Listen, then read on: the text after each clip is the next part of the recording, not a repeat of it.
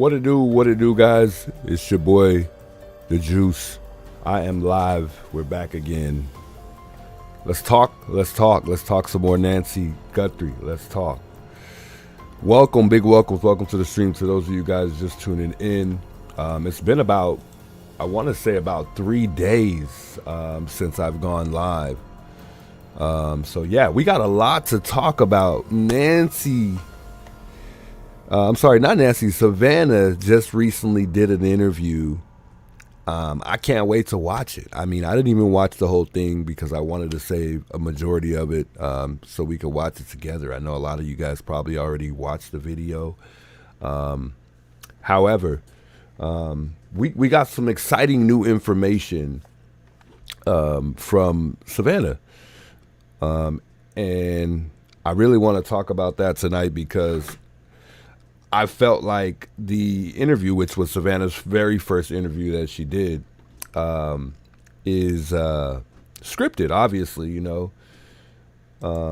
Man, we've been out here losing sleep, putting in work, trying to keep this thing alive, trying to figure out any little thing we can. We've been so much help to the Guthrie family as a community, and I gotta just say thank you to the community and those that are covering the investigation, and just who truly care. You know, I think a lot of us that have been covering this thing have done nothing but show how much we really truly care about this. You know, we obviously are very worrisome. Those amongst us all that are locals here in Tucson, Arizona, you know, we want this guy caught. We're tired of this going on. We're getting overwhelmed with this going on. But at the same time, it's exciting to learn new things in this investigation, you know, and just kind of try to figure everything out as everything unfolds, because it's clearly a picture being painted here. Guys, I had a live 3 days ago, and they took it down. I don't know if anybody noticed, but speaking of losing sleep, as far as this thing goes, I get off work. I wake up, first of all, the first thing I think about is this whole Nancy Guthrie case. I go to bed thinking about it. I'm at work thinking about it constantly. The last stream we did, I was literally so tired that I was falling asleep on stream. And my YouTube, for whatever reason, is set up on auto, so it went over to the next video. That won't happen again. And then I got copyrighted, so that last video that I did, unfortunately, it was taken down. So that sucked, but it's okay. It's okay. I only got a warning, and it wasn't actually I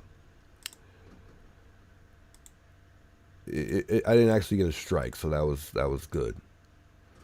Anyway, you know, your boy got a recap just briefly. You know, we got to talk about everything that's really going on. It seems like this thing has been more about NANOS than it has been about Nancy. Let's keep it real. I think it's been more about NANOS than it has been Nancy. I mean, it's crazy.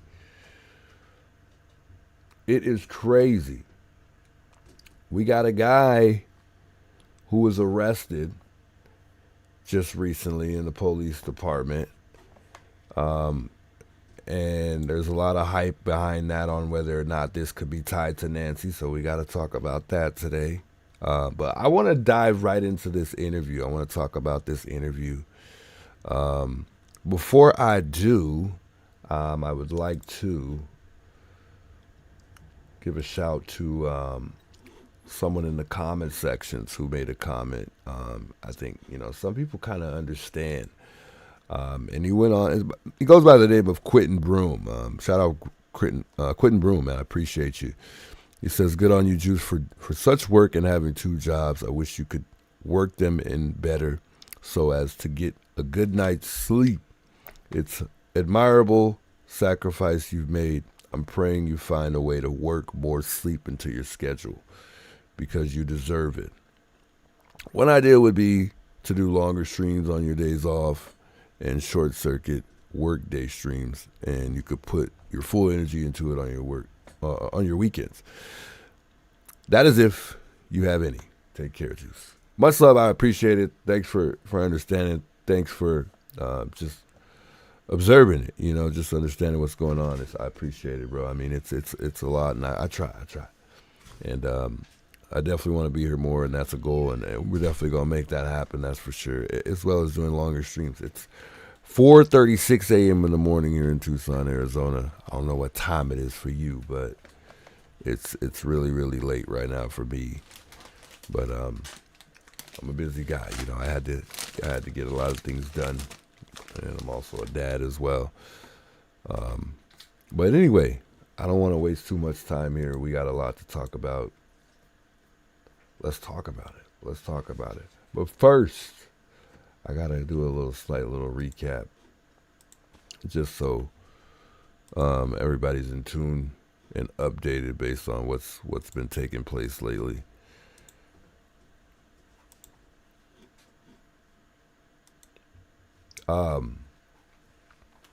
So we do all know that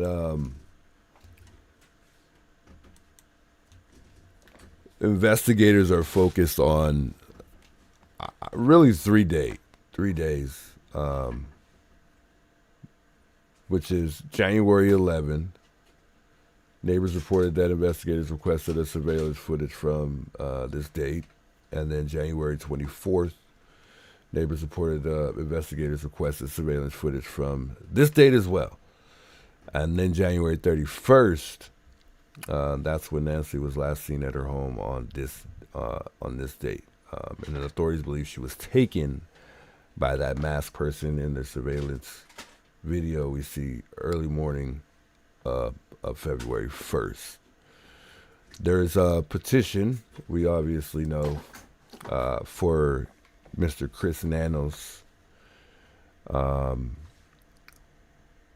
There's obviously some things going on. We called it from the beginning with Nanos. It's just something just ain't right. Things ain't adding up. His story keeps changing.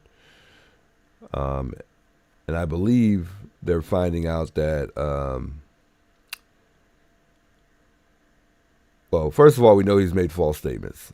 But he's also been lying under oath. I think he was suspended up to 8 times, and I think this was a while ago, but it doesn't really matter. He's lied on his resume. So I think they're trying to get him for perjury right now.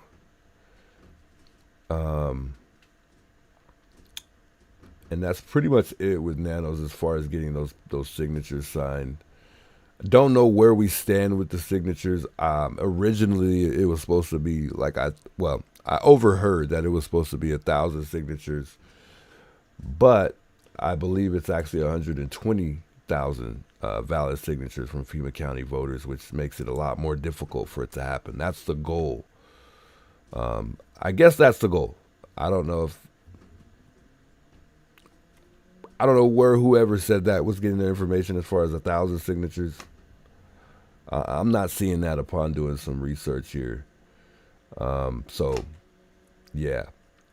I had an interesting clip to play too as well from, I think it was Duty Ron. There was, he's got some footage of one of the detectives that were interviewed by Brian Intent. And I can't recall his name right now, but I'll remember in a minute. Which was cool. I think his mother was also there as well. So, they're making their statement within the courtroom. So, I mean, we got a lot to see here. Nancy Grace believes she sees a suspect in the back. The suspect's vehicle in the back with the lights moving at one point in time. I don't know if anybody's really been kind of keeping that in mind or it's really been continued to be talked about. I feel like there's a lot of things that have been coming about that we kind of just been looking past for the most part. But let's just dive in. I really want to watch this video with Savannah. There's so much to talk about. Even with Annie, I mean, it's just, the story has just been so crazy. From Tommaso to Kalela to Carlos to the list just goes on, and I just wonder how much longer it's going to get before we actually, either run into a dead end or it leads up to us finding our actual suspect. I think a lot of us are at a point where we feel like this investigation, this case is cold. Although they continue to tell us that it's not. They still got plenty more to work on. But what are they really working on right now? Because I feel like we're just at a standstill waiting for a genealogy. And I think once that genealogy comes back, it's just going to be a whole nother dead end again. So in the meantime, I think there's a lot that we could be doing. But unfortunately, we have a very, very terrible sheriff. That's a complete clown. And a lot of the help that we could have had was kind of just set to the side. He really has pretty much refused all of help at this point. I think NANOS has pretty much done more harm than good to everyone. If you've really been in tune and a part of this investigation, he's had some effect on you somehow, some way. And I mean, come on, let's just be honest. He kicked the media out. Let's just say it like it is. He kicked the media out from being in front of Nancy's home. I mean, you can still go out there, but the majority of the media, the mainstream media folks, pretty much got kicked out.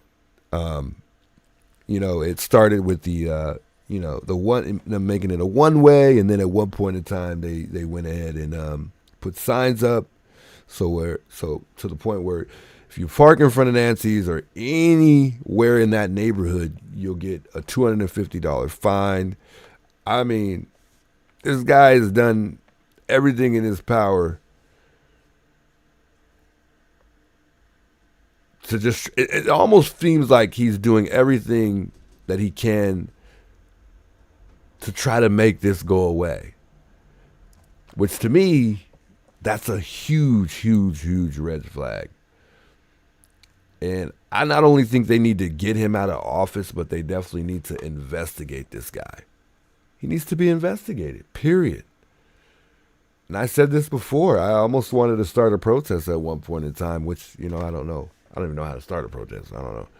But just to vote for him to be investigated. I mean, I feel like he should take a lie detector test. But anyway, we got a lot to talk about. We're not gonna get too caught up in NANOS right now because we got plenty of time to talk about NANOS. We'll get around to that part. I want to get to this interview with Savannah because we finally, it took us 54 days to get some more information for Savannah to sit down and have an interview. And I know they're grieving. They got a lot going on. It's not an easy thing to do. Everyone grieves differently.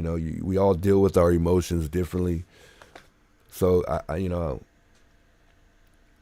let's just dive in. Let's dive in. I don't even want to elaborate no more. Let's just watch this video.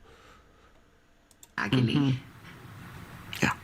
We are in agony. And I Savannah Guthrie broke down in tears while describing the agony she has been feeling since her mother, Nancy Guthrie, disappeared. Someone needs to do the right thing. We are in agony. Yeah. We are in agony. It is unbearable.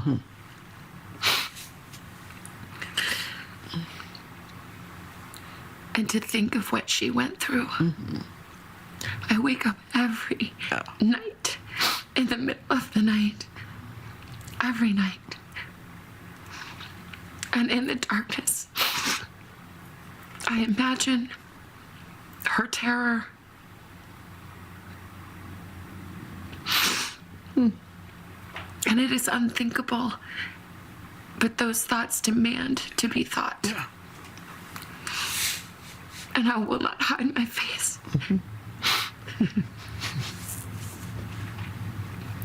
That she needs to come home now. Yes. After the clip of the emotional exchange between Guthrie and Copy aired during the March 25th Today broadcast. I don't know why they're showing this portion of it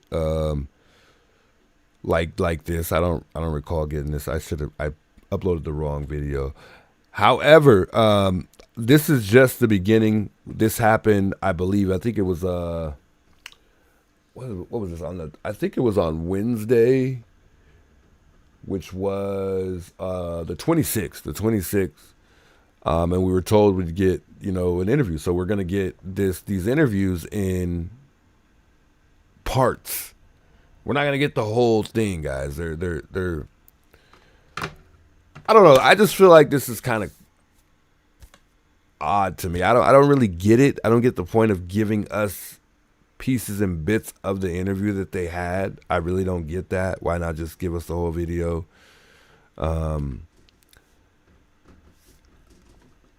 I don't see it hurting the investigation at this point. I don't feel like there's much harm they can do, giving us information. But anyway, I think it's really odd as well that Savannah's doing her own interviews.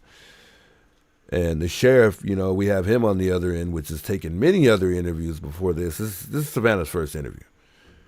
But I just feel like they may not be getting along. There's a chance they're not even getting along, or she's really upset with the sheriff and she really doesn't like what they're doing. I mean, I don't see how she can't be. I'm sure she is somewhat, but I just wonder why they're so separated. I haven't seen the family with the sheriff at all. I don't really think she says anything as far as, how their relationship is or, where they stand. I don't know. That's why we're going to watch this video to find out. Let's go ahead and dive into part one, because I definitely want to watch part one, and then we'll watch part two after that. But, man, we finally getting some type of information. And I feel like as a community, who has been we deserve it. We've been nothing but helpful. There's been so many people covering this investigation, and I think they're highly, they should be highly thankful. They're highly blessed. Not that we deserve that because of that, but I'm just saying. If we're going to help and be more of help, we need more information, period. We need more information. Back to the day. It was, I guess, a normal weekend for you. Yeah. The weekend your mom went missing. Tell me what you were doing and what happened. I had given Mike for Christmas a boys' trip to go play tennis, and so he had been gone for the weekend. So I took my kids actually to Carson's. Mm-hmm. So we had a beautiful, fun night together, and then I came home, and really it just got home at the same time that Mike came home, and we were just saying hi, putting down our stuff, and the kids were running around. And my sister called me, and I said, "Is everything okay?" Mm-hmm. And she said, "No." She said, "Mom's missing." And I said, "What? Yeah. What are you talking about?" She said, "She's gone." And she was in a panic. I was in a panic. I'm like, "Call 911. Yeah. She's like, "I did. We've called them. They're here." So the biggest question for me is I'm just wondering what time it was when Annie made that phone call to her sister. Obviously, if they made that missing report call, they said it was around, I think 11 o'clock. Was it 11 o'clock? That the family had checked on Nancy. So this is in the afternoon, I'm guessing, because she said that on the phone that the cops were there. So a lot of people are speculating whether or not that Annie made that phone call right away, and why didn't she make the phone call to her siblings first, to maybe check to see if Savannah was home.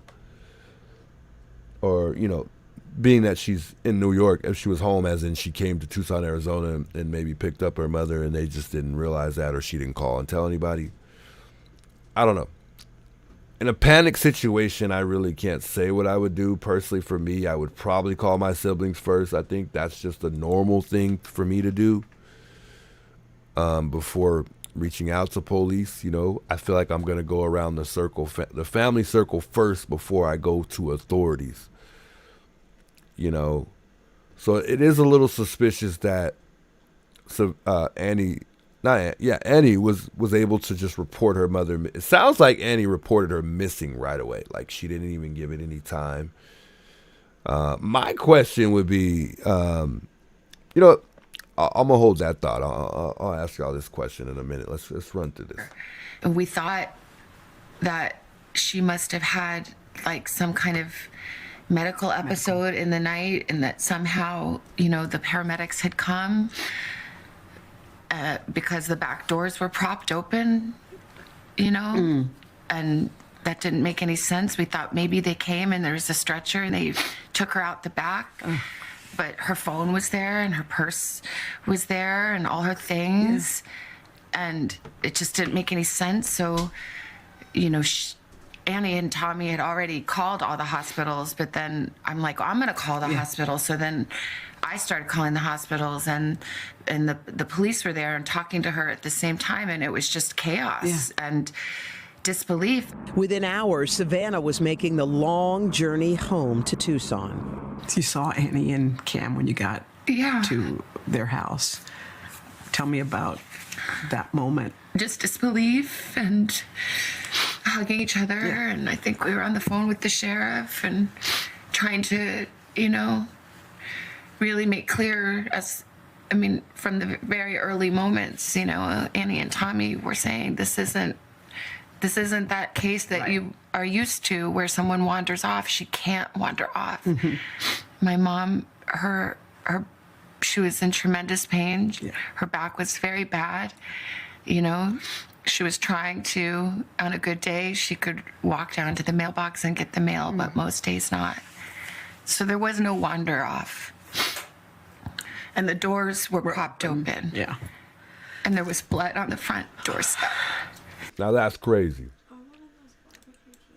That's crazy. Man. So we were wondering whether or not, for me, it's no question. I already knew that. But you heard Savannah. She said the doors were propped open. So I think that automatically tells us that these guys went in through the back. Open. So there was no one walk down to the mailbox and get the mail, but most days not.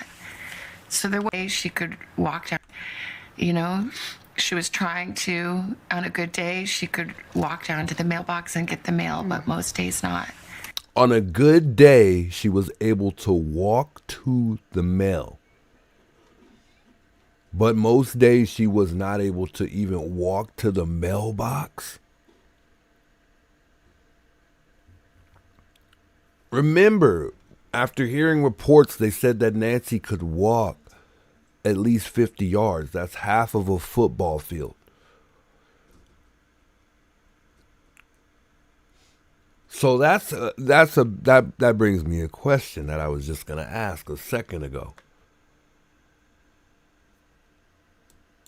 If Nancy went over to Annie's house that night, why in the hell and how in the hell did she get in the Uber car? Did the Uber driver have to help her and assist her getting into the car? Apparently so, if she has a hard time getting to the mailbox. Maybe she didn't have a hard time because the driver is able to pull right up into that driveway, which isn't too far from her door. So maybe I'm overthinking it a little bit. But I don't understand why we haven't interviewed the Uber driver or where the Uber driver is at. I've said this before. The Uber driver, your Uber history, you can see it. If they left her phone there, we should be able to see that exact driver. Authorities could have been tracked this guy down, and I'm sure they did. We just don't know about that part of the story. It would just be nice to see if they saw anything, just to see anything, just anything, because we need anything at this point. We got $1 million reward on the line here. And at one point we had a ransom, and I think Savannah talks about that. Let's continue. So there was no wander off. And the doors were propped open. Yeah. And there was blood on the front doorstep. And the Ring camera had been yanked off. Yeah. And so we were saying, this is... Yeah. Do something. This is not Yeah. okay. Yeah. This isn't... Something is very wrong here. Yeah. Did you guys talk about what possibly could have happened? Like, what could have happened? What went down? Did you... I think my brother... I mean, my siblings are so amazing. My brother, you know, he spent his career in the military and worked in intelligence and is a fighter pilot and is brilliant. And he saw very clearly right away what this was. Yeah. And even on the phone, when I called him, he knew. He knew. And he said, I think she's been kidnapped for ransom. And I said, Yeah. what? Well, why? What? And then, I mean, it sounds so like, how dumb could I be? But I didn't want to believe. I just said, do you think because of me?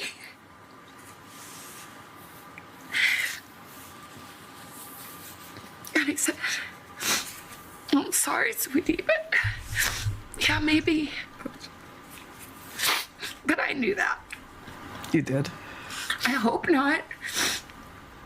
I mean, we still don't know. Honestly, we don't know anything. No. We don't know anything.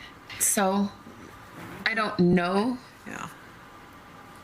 that it's because she's my mom and somebody thought, oh, that girl, that lady has money, we can make a quick buck. I mean, that would make sense, but we don't know. But yeah, that's probably, which is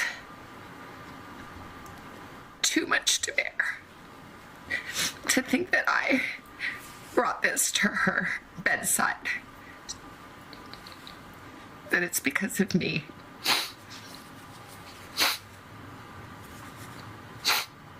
And I just say, I'm so sorry, Mommy. You know, I watched a video with Savannah interviewing Trump, and this was back during COVID time. It's a bug up here with me. This was back during COVID time, and Savannah could be pretty aggressive. From what I heard, she really made one of the people that she interviewed, I think out of the 6 people, I don't know how many, I think it was up to about 6 survivors, or I think several of them were survivors from the Epsteins. I don't know anything about the Epsteins because I've never really looked into it, but yeah. But from what I heard, she made one of them really upset, and I don't know if this was like a warning shot, but they're saying it has no relations to, the investigation that is going on. So who knows? Who knows? But it is possible. But Savannah, she could be really aggressive. And I think, I'm not saying that would, come back to bite her in the butt, but it's possible. It's possible.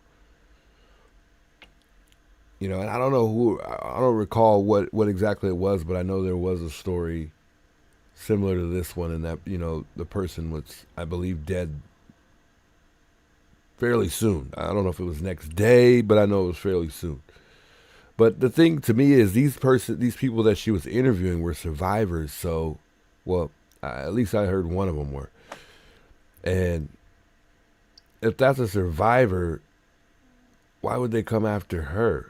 Even if she made somebody upset who was a survivor. I don't know. They don't have any of the videos. I don't know about any of it. I haven't looked into any of it. I just know that Savannah's name is in the Epstein files several times. And then her husband's law firm, I believe, I think he has a firm, is mentioned one time in the Epstein files as well. That's pretty much all I know. I really don't know, because they obviously don't have any of the interviews that I can't see. I can't find any on YouTube. But I don't know. But the last time I checked, you know, upon doing some research, it was reported that it had nothing to do. They believe that the Epstein files have nothing to do with it. With the survivors that she interviewed on NBC. The fact that NANOS did clear them is crazy, though. They definitely aren't cleared. In my eyes, and I think in a lot of people's eyes, they're definitely not cleared. I had a really big question, by the way. If the family is cleared, perhaps we do get NANOS out of office and we start fresh with a new sheriff. Does that change things? You know, for the family, will they be looked at again? Will we just go on and keep things the way they are and you know, kind of work off of that? With other changes in place, you know, what changes will happen if we do get a new sheriff? How is this going to play out, you know? Will they be ruled will they be, you know, still cleared? Or will he change the narrative and readdress that? You know, that's a really interesting question, I think. You know, if we did get a new sheriff, you know, what's going to happen? I think Savannah is highly regretting not paying that ransom. Like I said before, I said this in the beginning, she's going to regret not just paying it forward. And it doesn't matter what we believe. To me, at the end of the day, it doesn't matter what her lawyer believes. At the end of the day, it's what she believes. And if it's a ransom, a lot of the times, 9 times out of 10, they don't want anyone involved. In such a big ransom like that, they don't want the authorities involved. So the fact that if that was possible, and the crazy thing is, it seems like they were already involved with the authorities before they learned about the ransom. So that's what's not adding up to me. They would have known about this ransom before they called authorities. Someone who wants to hold somebody for ransom is going to do the necessary stuff first. And I think they would have discovered some type of something leading them up to them being able to communicate with the person that, you know, was holding. And it looks like this, to me, I believe it was targeted. No question in my mind at this point that this was a burglary gone wrong. It's for certainty a target. In one of the videos with the suspect, we learned that, you know, he did visit the home before, you know, and this is before this even happened on the day she went missing. And this is one of the days that they're focused on. And I think that's that January 11th day. So let's just continue this video. I'm so sorry. I'm sorry to my sister and my brother and my kids and my nephew and Tommy and my brother-in-law. I'm like so sorry. I'm so sorry. If it is me, I'm so sorry. I'm so sorry. We want to thank all of you for the prayers for our beloved mom. In the initial days, you and your sister and brother sat together. In all the despair, you sat and managed to think of words to say. How were you able to do that in that moment? Well, my siblings are amazing. And we are a Yo, unit. Cake's big welcome, by the way. Kidnapping Ransom, quick to come to And I that talked conclusion. about how brilliant my brother is, but my sister is equally brilliant and also has special powers of intuition and faith and language and depth and heart. And I feel like we came together with all these beautiful gifts that came from our mom and dad and from God. And somehow together we did our best to come up with the words to say. And I haven't posted one thing or said one thing that the three of us haven't decided together. It is surreal. It's, how is it possible that we are having to make a video? Right, which is a question. Yeah, the brother did say that. Oh, I get what you're saying now. So yeah, that's super crazy that he automatically thought that, and you know, she's referring to him, you know, being able to know that because of what he does for a living, you know. And I think she referred to that when she had said that, you know, he has a special gift, you know. Yeah, there's just so many red flags. It's just so many red flags. It's hard to,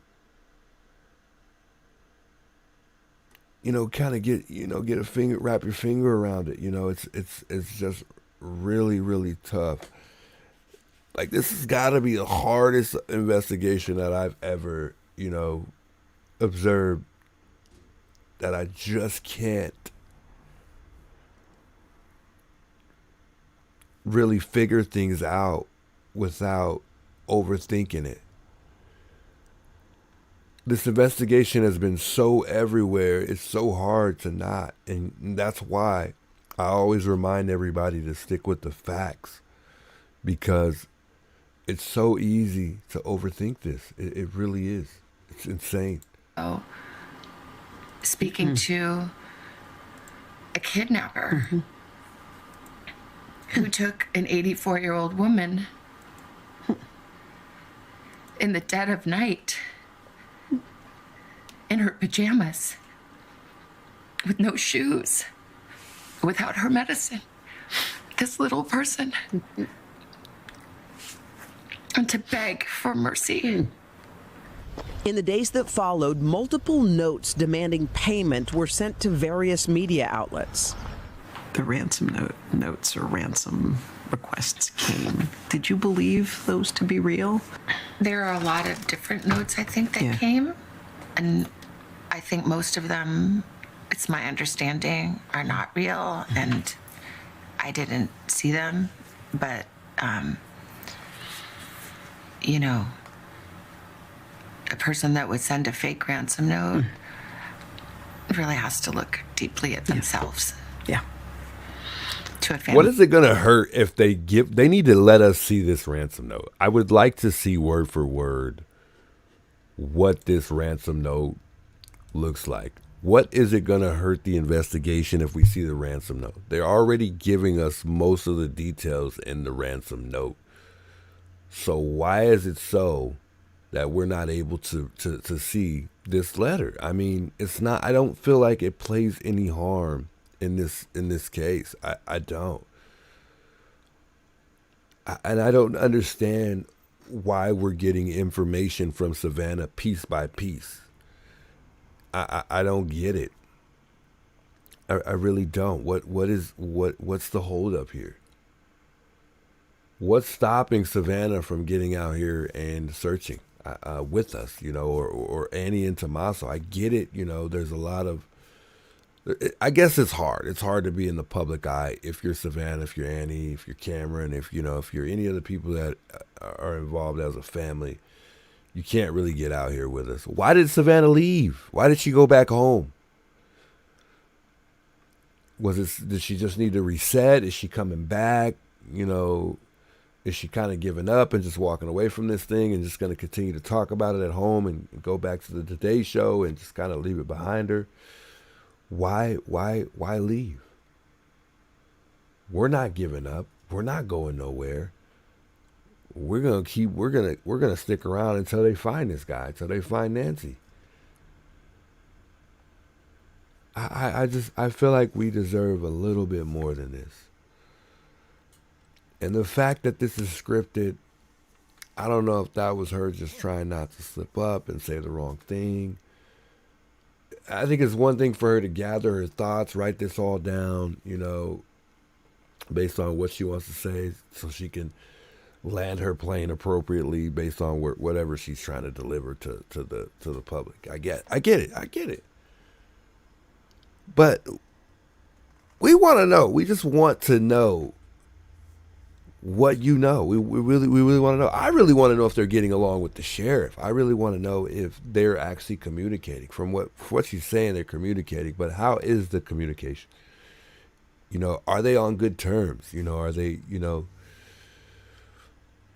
does she feel, how does she feel about NANOS? Does she want NANOS to continue with this whole investigation, or would, you know, would she like NANOS to just be out of office and get out of here because he's been doing such a terrible job? You know, I don't know. I really don't know what to think anymore. I don't even know how to feel. I keep saying this. I don't even know how to feel. I'm excited and happy that we're getting more information, though. You know, from Savannah, we're kind of getting some insights. I know when this whole thing went down, they were here in an Airbnb. I know that for sure. You know, not that that's relevant, but I know they were in an Airbnb. That's for sure. And I know they had to travel from Airbnb to Airbnb because the media is good. They're gonna find you. You know, and people are rude, so I think that's why it's tough for them. It would be almost impossible for them to get out here and do searches with the community. But I think the biggest search that could have even cracked the other cases was the Cajun Navy coming out, and, you know, NANOS obviously declined that, but they needed his approval to get out here and search. And I think that would have been really, really helpful. But for all I know, it would have been just another dead end, you know, another day of hope and leading up to nothing. So, in pain. But I believe the 2 notes that we received, that we responded to, I tend to believe those are real. Really? wow. Wow.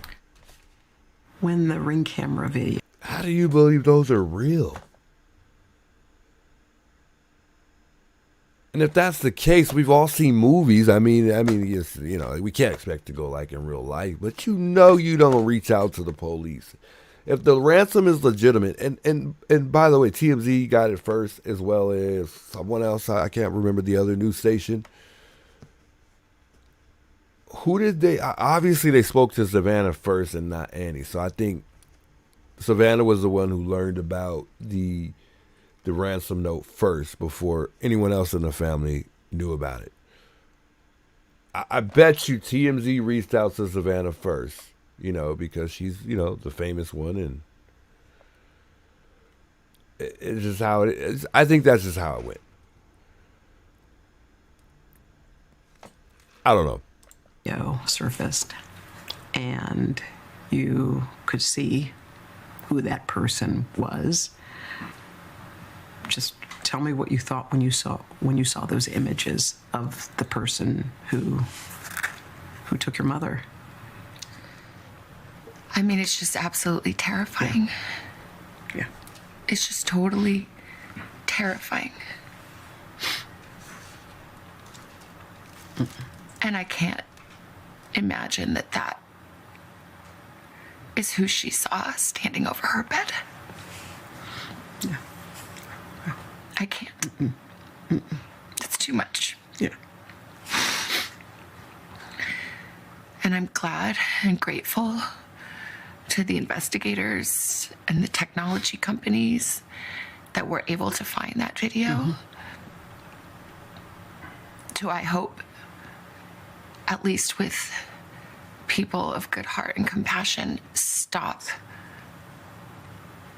the irresponsible and cruel speculation that had started to swirl. Let's talk about that for a minute. I'm glad that people saw Yeah. what came to our door. Yeah. When you talk about that cruel. See, the thing is, if we see that ransom letter, and I think, was it Ashley Banfield? Somebody mentioned it earlier. It might have been Megyn Kelly. But they were saying that if we would see that letter, the writing, if it's an actual writing, because I don't know if it was written or if it was actually, you know, typed up. But if it was written, Someone may know the handwriting, and who knows, maybe not, maybe not. But any little thing helps. Right now, the best source is the community as far as cracking this thing. I don't think it's the FBI. I think the best source is going to be us.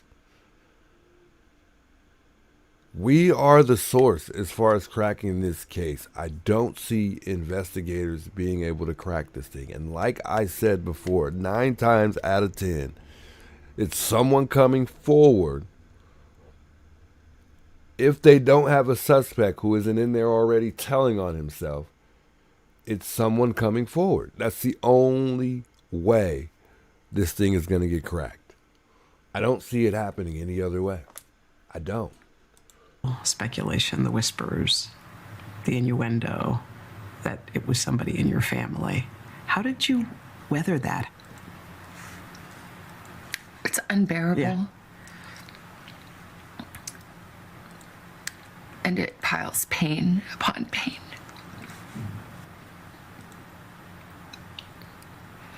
There are no words. There are no words. I don't understand. I'll never understand. Sherry says, I almost think they don't want us to know the truth. I'm starting to feel the same way. I really am. I'm starting to think they really don't want us to know. I mean, and I'm almost at a point where I feel like NANOS just might have something to do with this. When I seen that sergeant today, I ain't gonna lie, and we'll get to that later. But I was like, oh my God. Could it be a possibility that NANOS may be covering up for a sheriff? And I could see it only because the things that I've heard about NANOS. You know, and I think that's one reason why NANOS is highly liked, because I believe there was an allegation with one of his employees for sexual assault a while back. And that employee, from what I heard, was not terminated. And I was like, you know, that could be a reason why Sheriff NANOS is highly liked.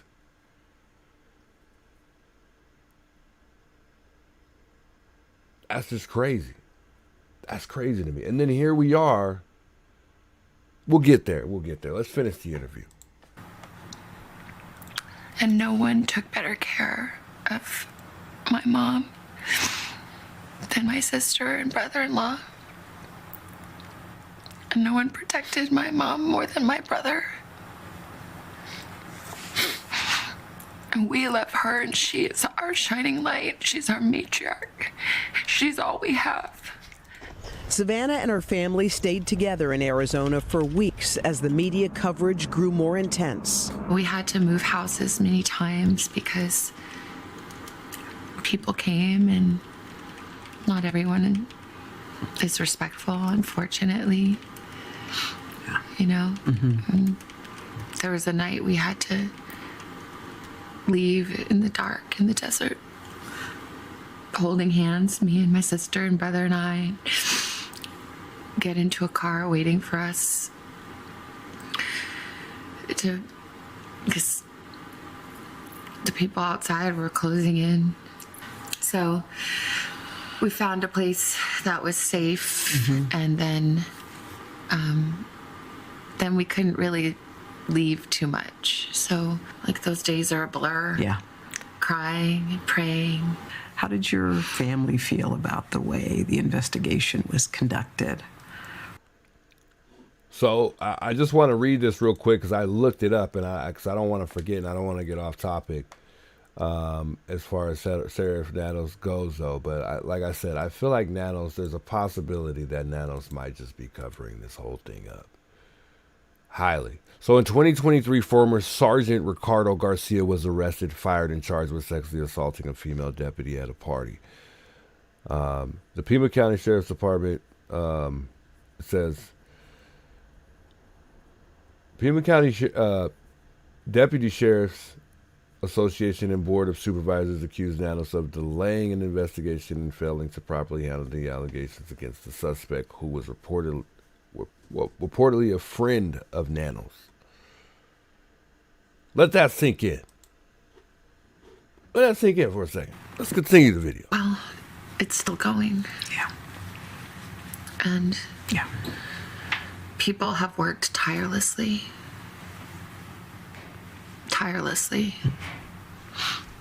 And we see that. Mm-hmm. But we need answers.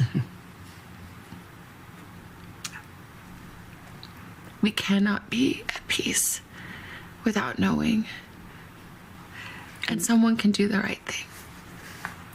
And it is never too late to do the right thing. And our hearts are focused on that. Mm-hmm. Yeah, very good question. Very good question. I mean, man, really good question, as a matter of fact. Yeah, that mat.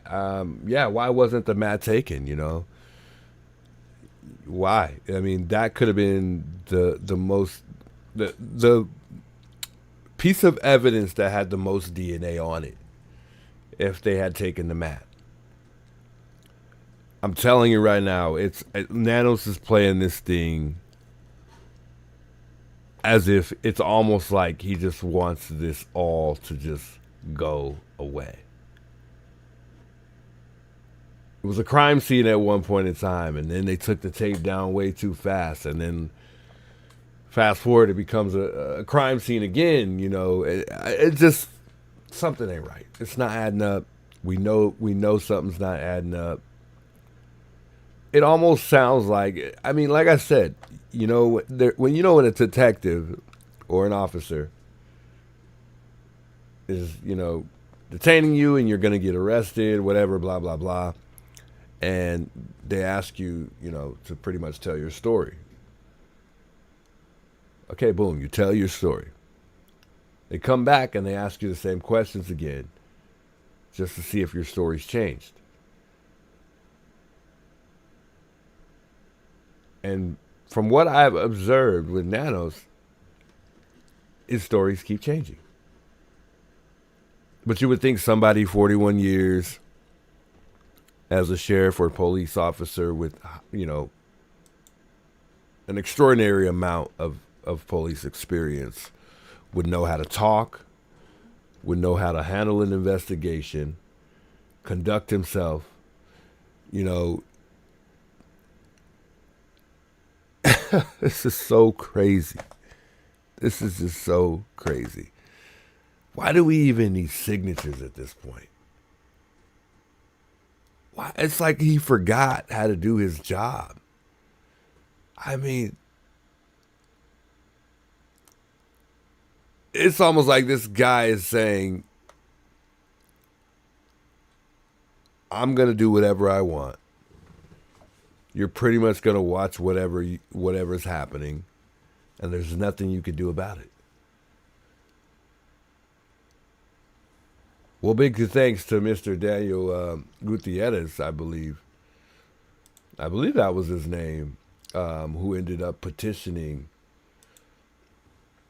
that recall for NANOS. And it was petitioned from Daniel on March 12th. So, yeah.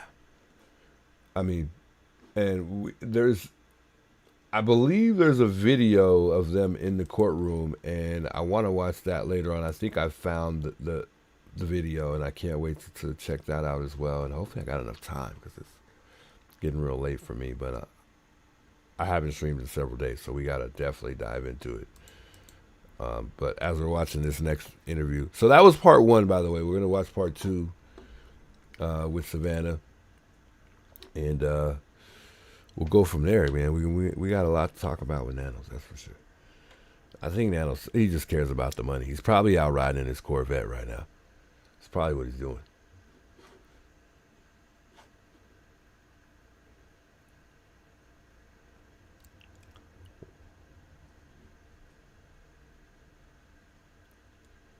Cake says, why didn't they walk her in when they dropped her off? They said that they saw her inside. She could barely walk to the post box. Yeah, to the mailbox some days. I don't get that. I really don't. Is Savannah being extra? I mean, obviously knows her mom well, but Annie, obviously, you know, and she's going to talk more about that right now, is the primary care for Nancy. And they said her and Tommaso are there for Nancy all the time. Zoe, big welcomes, by the way. Yeah, everybody want money. Everybody want money. I understand that. But everybody also has a job to do, too. And when it's time to do your job well, we want to see you perform. Period. We want to see you perform.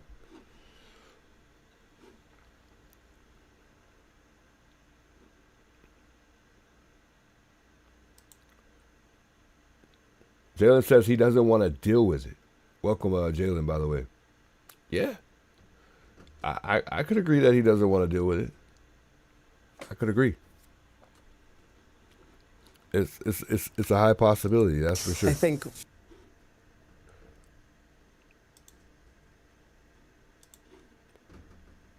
so. There is a part two. about- I don't know when we're gonna see another part for Savannah's interview, or this is it. You know, are there any more interviews, or is there anything? Is there any other parts? Is the biggest question. I don't know if there's any other parts, or we won't get anything else from here. Your mom always in the present tense. Yeah.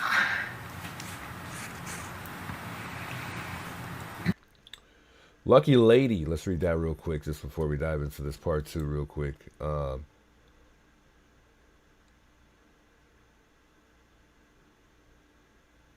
Jalen says, Annie and Tommaso was there all the time with her, but can't make a statement for anything. Isn't that crazy? For your mom? Come on. Are they just upset and tired of being criticized? You know, them being in the public eye, maybe it's very difficult for them. I don't know. I'm not making excuses for Annie and Tommaso. I'm really not. Lucky Lady says, my brother-in-law owned a home. I think I lost the comment or the chat. My brother-in-law owned a home as a sheriff, never owned a Corvette, I think she was trying to say, or an $850,000 home. I'm sure it's several $1 million homes if you're referring to NANOS' home. I don't think his home's going to be $850,000. That's cheap. That's cheap. I think we're going to be talking millions if we're talking about NANOS' home. There's a part 3 as well. Oh, we see. That's why I said I missed like 3 days. We got some videos we got to watch, man. If there's a part 3, we watching the part 3 too. We got to watch the part 3.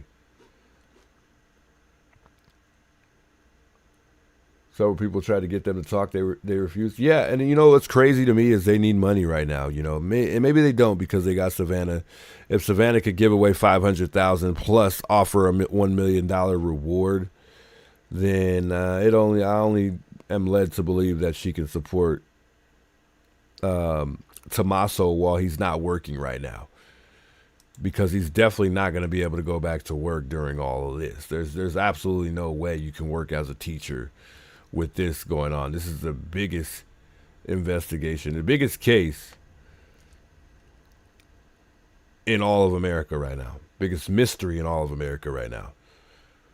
So even if he quit the job that he's at, which I know exactly where he works because I live in Tucson, Arizona, and he's in Oro Valley, which is about 30 minutes from here.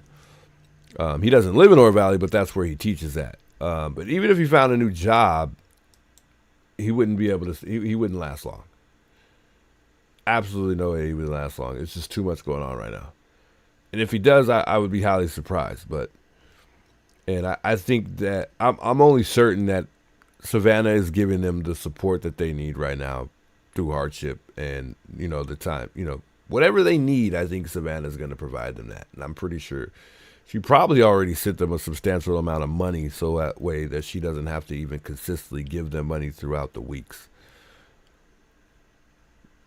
How else are they going to survive?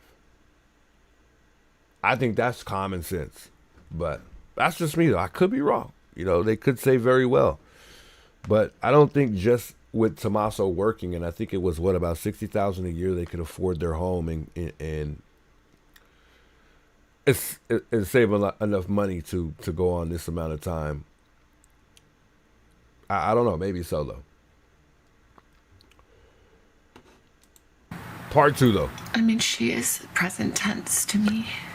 Do you Right. Yeah, that's another thing. It is the biggest case in the entire nation as far as the United States, but nationwide, it is big in many countries as well. It's huge. This case is huge. Kate says she's in Sweden. Yeah, insane. Lucky Lady says, why was the next subscription paid up to date? I have no idea. Did they pay that at all? I don't know if they did or not. Good question, though. Good question. Or have you heard her? Any moments? Yeah. You thought Tommaso went back to work? I doubt it. I got somebody that I work with that their children go to the school that Tommaso works at. I can definitely ask to see if Tommaso's there, but I really don't think Tommaso's back at work. I don't see him. I don't see him being able to work through this right now. It's just too much. That's a really big distraction. If you're his student, that's a huge distraction right now. And if you got kids at school, just think about it. If you got kids at school, because not everybody's not going to be on your side. No way in hell. Kids at school believe you're innocent, and then you got other kids that think you're a murderer. I don't think that's going to go very well. Or a kidnapper. That's scary. For a child to go to school with somebody who could possibly be a kidnapper, who cares what NANOS did? We know he's stupid at this point. So we know that them being cleared is invalid.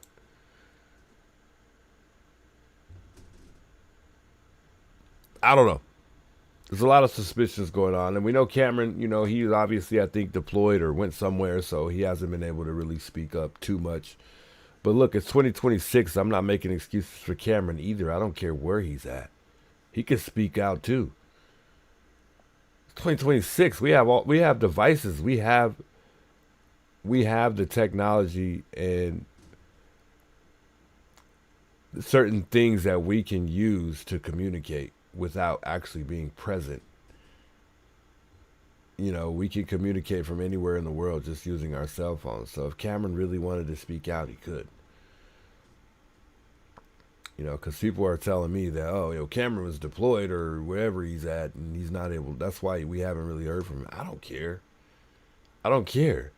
He can speak. Hell, he doesn't even have to be there right now. Just saying. Tell me about your mommy. Just tell me about her. My mom she's incredible. She's resolute and strong. Quiet strength, quiet faith, but hard fought.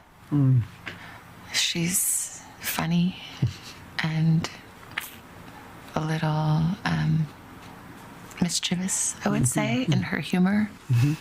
She's a noble creature. She does what's right. She walks in faith, but not a fake, pious, put on faith, but like a grounded, earthy, she fought for it faith. When you posted Please Pray in the beginning, the ocean of love and prayers, did you feel that? Did you sense what was happening?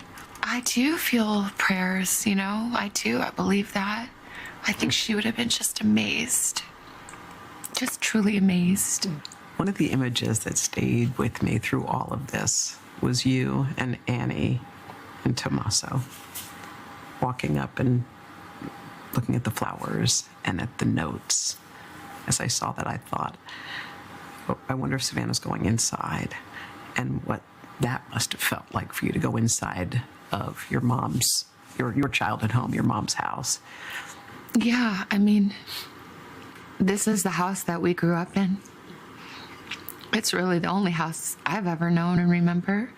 So we moved there when I was about 4, I think. Mm-hmm. It's the house where I came home on a Friday night at 16, and my mom and sister were on the couch praying and told me that my father had died. It's the house where all of our memories are, good and bad. So it's hallowed ground. My mom loved and treasured that house. In good years and lean years, they were able to hold on to that house. Wow. That's my mom's safe haven. It's really hard to see that violated, and the terror that she must have felt is unbearable. It's unbearable. Tell me, while you were spending all this time in Tucson, your kids were home, what do they know? Well, it's so hard with kids because, you know, you want to protect them.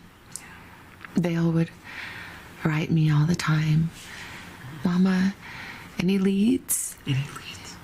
Do you hear anything? You know, any hope? And I think that, you know, we tried to talk to them and try to give them a little more certainty than we have, to let them grieve. And for my little nephew Olmo too, you know, there's just a way in which this is even so much harder on Annie and Tommy and Olmo because they're there. They're there, yeah. And they were there every day for my mom. They made it possible for her to stay in the house we grew up in that she loved so much. I think she always stayed in that house because I think she still felt my father there. All our memories.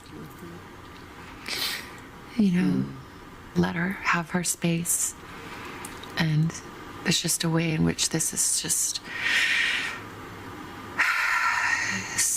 even more excruciating for them and all that they've been through.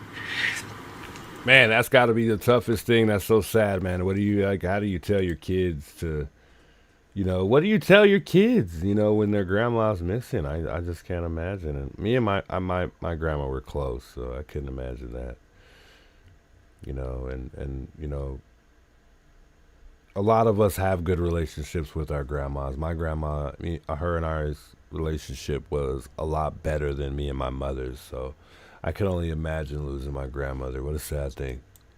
I know it was a hard decision for you, and I know you told me about this, was coming back here, leaving Arizona to come back to New York.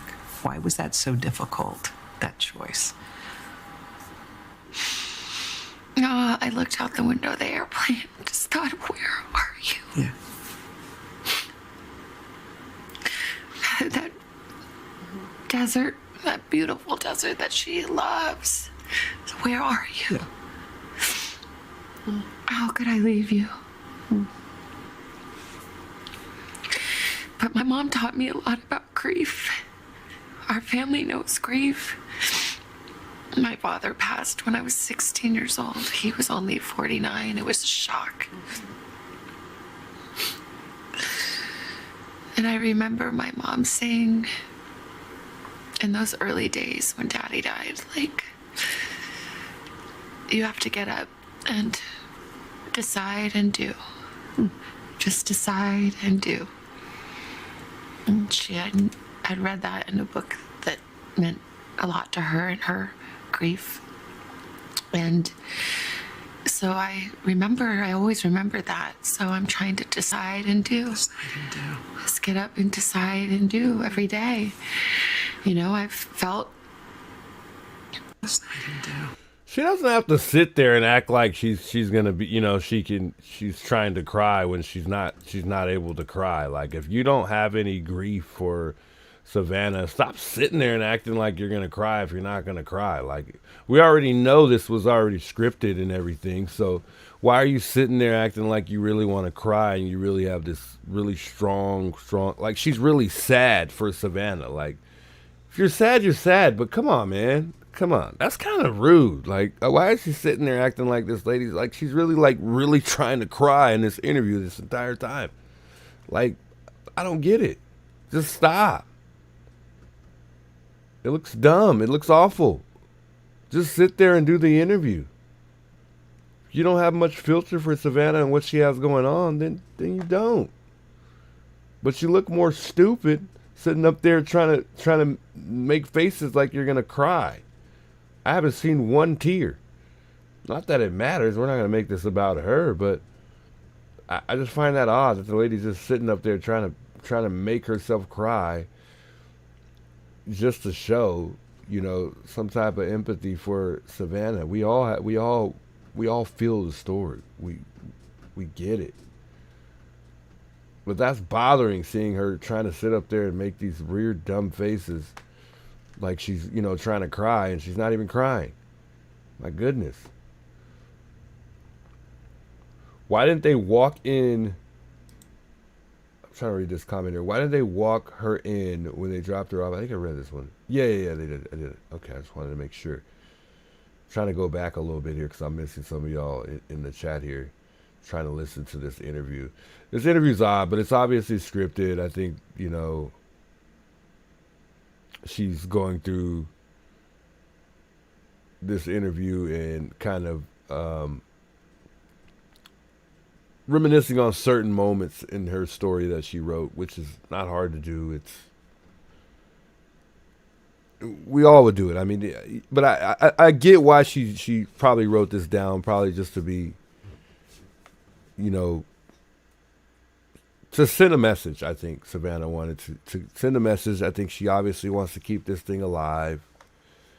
You know, she really wants to bring her mother home. I mean, we all want Nancy to come home as well. I would have felt more comfortable and a lot better if Savannah would have just came out and did an interview. But yeah, this interview is super, super weird. It really is.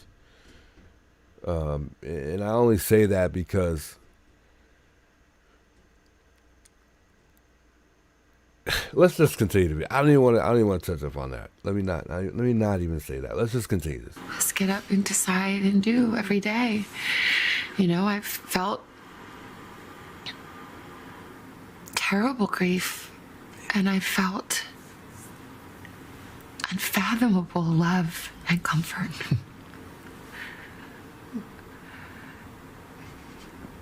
The goodness and kindness of God is remarkable,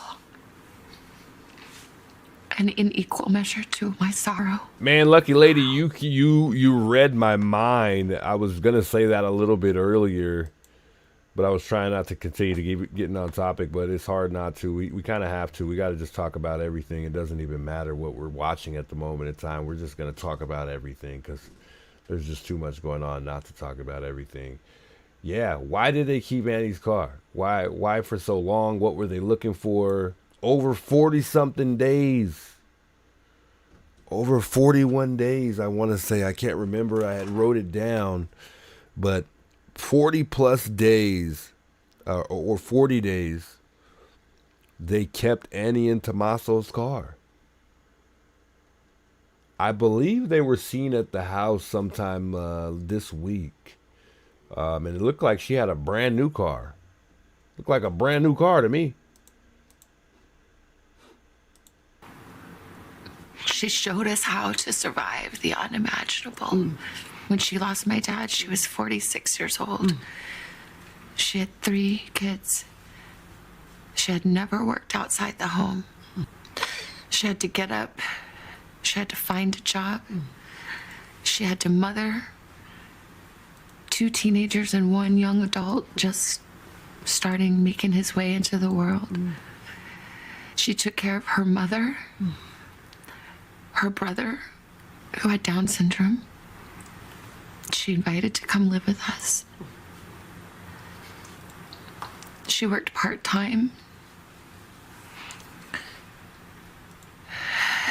to make ends kind of meet.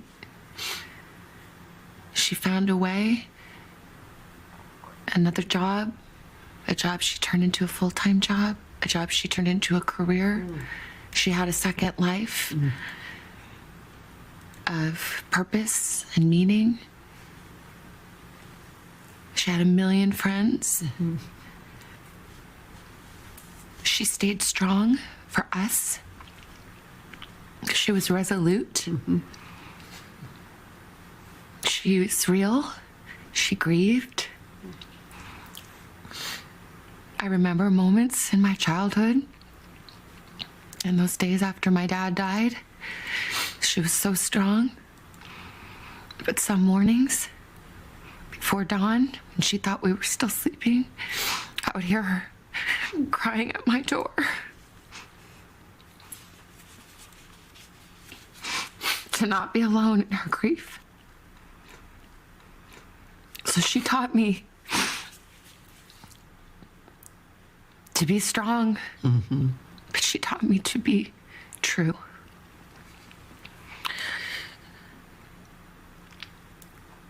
My faith is strong and resolute. I almost question if it was scripted though, because she's not really looking down at anything. So, but that doesn't matter, it definitely would be tough to remember all this if she did write it down, but it's not really hard to write something down and for the most part remember it. And yeah, I mean, she definitely wrote a lot of this down, I think, and she's just remembering a lot of it because all of her points are just so like there's just no, she's not really thinking things through. She's just saying it straight through. And we're human. We got to think about stuff. We can't just, I don't know. Maybe I'm overthinking it, but I think, she's just kind of going straight through the story. There's no stopping, no thinking about anything, no second thoughts. It's just a straightforward interview. She knows exactly what she wants to say. I don't know. I think it's scripted though. But early on, felt No, I could hurt. agree though. I could agree with that. I'm just saying they did keep the car for 40 days. They kept it for a long time, which is actually very quick if it's the FBI. Let's be real. All right, let's be real. For the FBI to keeping the car 40 days, that was quick. Because they do work slow. I could agree with is it Rano Radio? 100% agree. Was it Rano Radio? No, it wasn't. Mike, I'm sorry. I agree. 100%. For one of the very few times in my life, I did hear God speak to me. But it's very, very questionable due to the fact that, they even had to take Annie into Tommaso's car.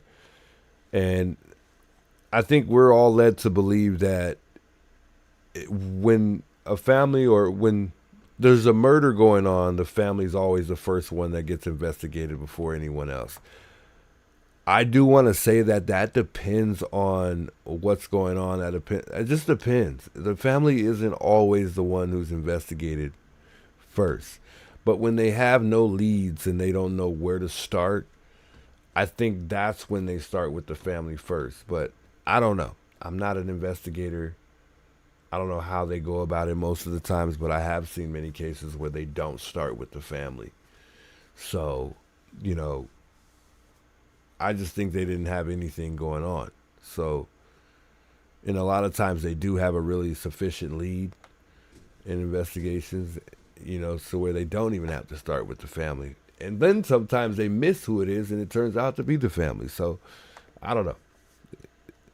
It's a tough thing. For one of the very few times in my life, I did hear God speak to me.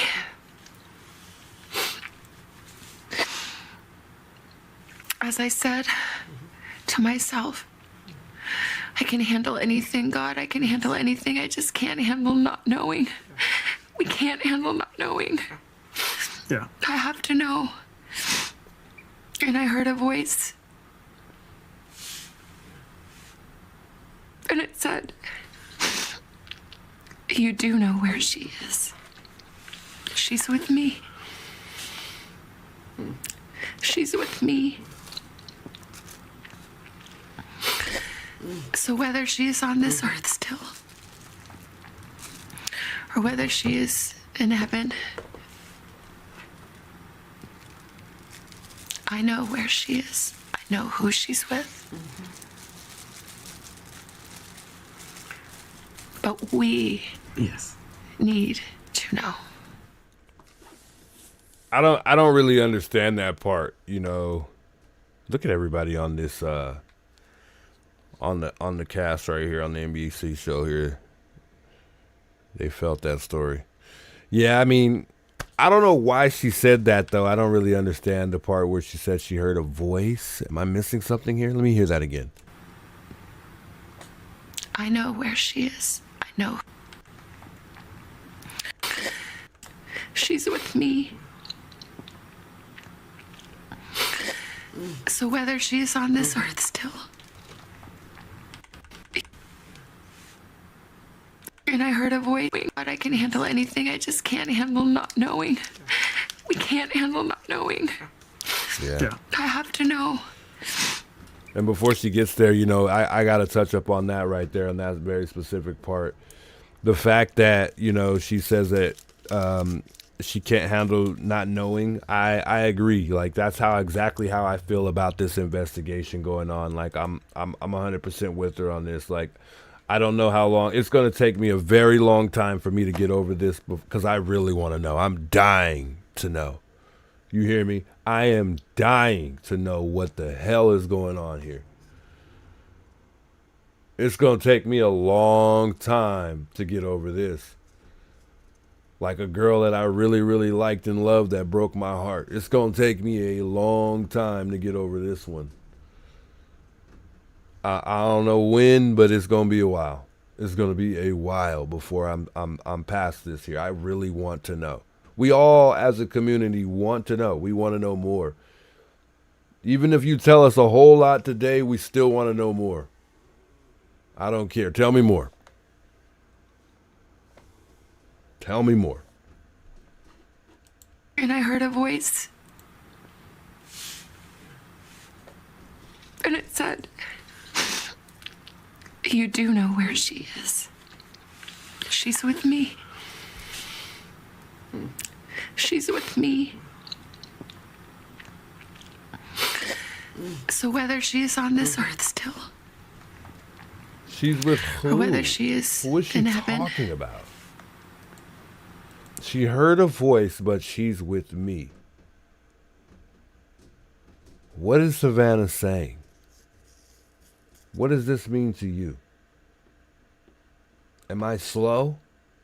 Maybe I'm just slow. I'm not understanding that. She just was like hallucinating, and then she heard a voice, and it was just a random person that said, you know, no person at all. Just the random person said, she's with me. I'm so confused. Please enlighten me, chat. I don't know what she meant. Yeah, we're highly invested in this case. Like, we really are. Go to Google and search SB 1649 and think about the last TMZ ransom, not on the 17th.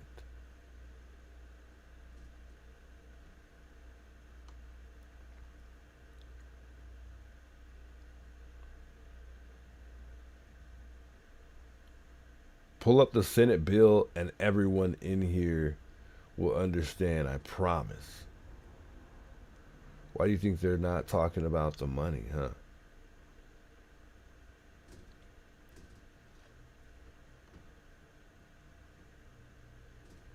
Lucky Lady says we need justice for those missing, including Sebastian Wayne, Drake Rogers, Summer Wells, Jack and Lily Civilian, or is it? Is it Sullivan? Sullivan. Baby Emmanuel Haro. Wow, so many people. Wow, so she prayed to Jesus and God was talking to her at one point in time, and she told her that she's with her. Yeah. And I think that was her referring to pretty much she's gone. I mean, to sum it all up. Wow. That's powerful. You know, that's one thing Nancy did do good for her children, I could say, is the fact that she's a woman of God. I think that's something that we all find ourselves that, you know, for those who aren't just spiritual, not to get into religion, but, you know, I think that's one gift she did pass down to her children, you know.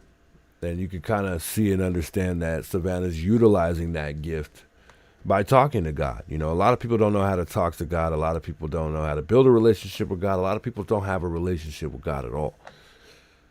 And I think that's helped Savannah a lot in this whole thing that is going on, you know.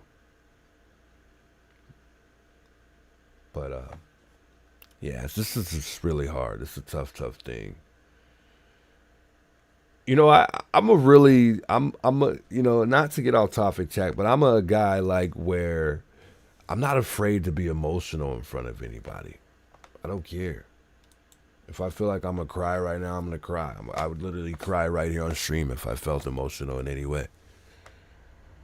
And I always question, like, dang, you know, this thing, just think about it. For those of us that discovered this in the beginning, I know a lot of y'all can say you guys been watching this thing for 55 to 56 days straight now. How exhausted are you really going to be when this is all over? How much emotionally will you be affected by this investigation when it's all said and done? Let's be real. Are you going to cry? If we find our suspect tomorrow, you know, and this is off topic, but it's just it's a real side thought, you know, just thinking to myself.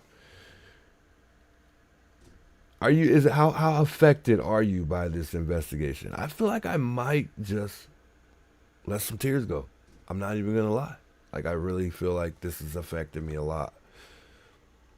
And I keep telling y'all, like, I'm sitting here, it's windy outside, I keep hearing the window move, the door move. And the first person I think about is that perp on Nancy's door. Like, I hope this guy ain't at my door. Should I be talking about this on stream right now? I'm nervous going to the car. You know, I'm nervous for my children. You know, I sometimes get up, make sure my children are still there. Like, this is it's taken a lot of an effect on me. I'm not going to lie. And I could be overthinking it, and at times I find myself being an overthinker. But I'm just saying, think about that. You know, how much is this going to affect you at the end of the day if it hasn't affected you already? If you really care and you're really thinking about this has taken some effect on you, especially if you're a local like I am, and you know this guy's out there somewhere. But then again, it's always good to have that mindset of, well, there's serial killers and kidnappers everywhere. You just don't know it. I know where she is. I know who she's with. Mm-hmm. But we need to know. I mean, Savannah's. That was so powerful, man. That was powerful. I mean, that wasn't as powerful as the first initial video that we watched, though, when Savannah was saying that she's not hiding from nobody. Like, you're not going to run me out of my mother's home. You know, I'm still going to be there, you know. And that's what makes me think whether or not they're going to sell the home. You know, will they even sell the home? I don't know.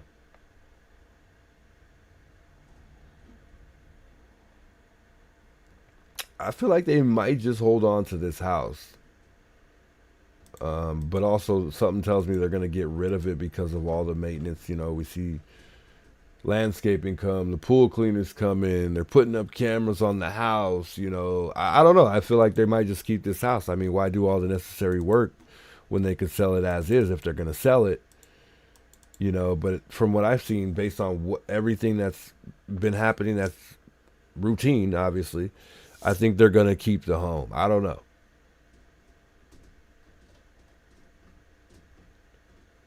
Randall Radio keeps talking about a Senate bill, and I'm not too sure what he's really referring to. It was signed by the AZ government. Then she will come home.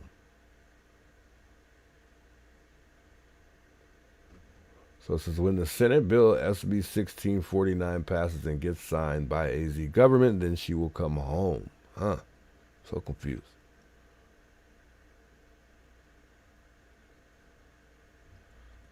She said she would be thanking YouTubers out there searching. Ah, okay. All right. Well, that's good. I hope so. Because, you know, they really deserve it. You know, guys like Dad's Gone Live and JLR out here for several days. Brian Intent, John out there. I mean, there's so many people. So many people. Mark the Shark. I think he interacted with Tommaso at one point in time. And from what I heard, I think Tommaso was like, what are you doing? You know? That was interesting to hear. I mean, there's been a lot. Pretty much every single newscast platform or newscast was out here. I mean, however you want to put it in words, whatever pretty much news station that you know was here. They were here. Like I said, this was the biggest thing in America. I mean, the biggest investigation, biggest kidnapping, biggest mystery in America, for sure. And it still is. I believe it still is. I don't think there's anything going on that's bigger than this right now. Well, besides NANOS, but, you know. It's about NANOS right now. It's not about Nancy. It's about NANOS. I know. I disagree, too. But from what I've seen, so far, it's been about Mr. NANOS. Unfortunately. I got a question, chat. Do you think that when Annie went out to the house, because remember, they didn't really discover the blood until later. Brian Intent was the one who discovered the blood. And then that's when it had to obviously become a crime scene again.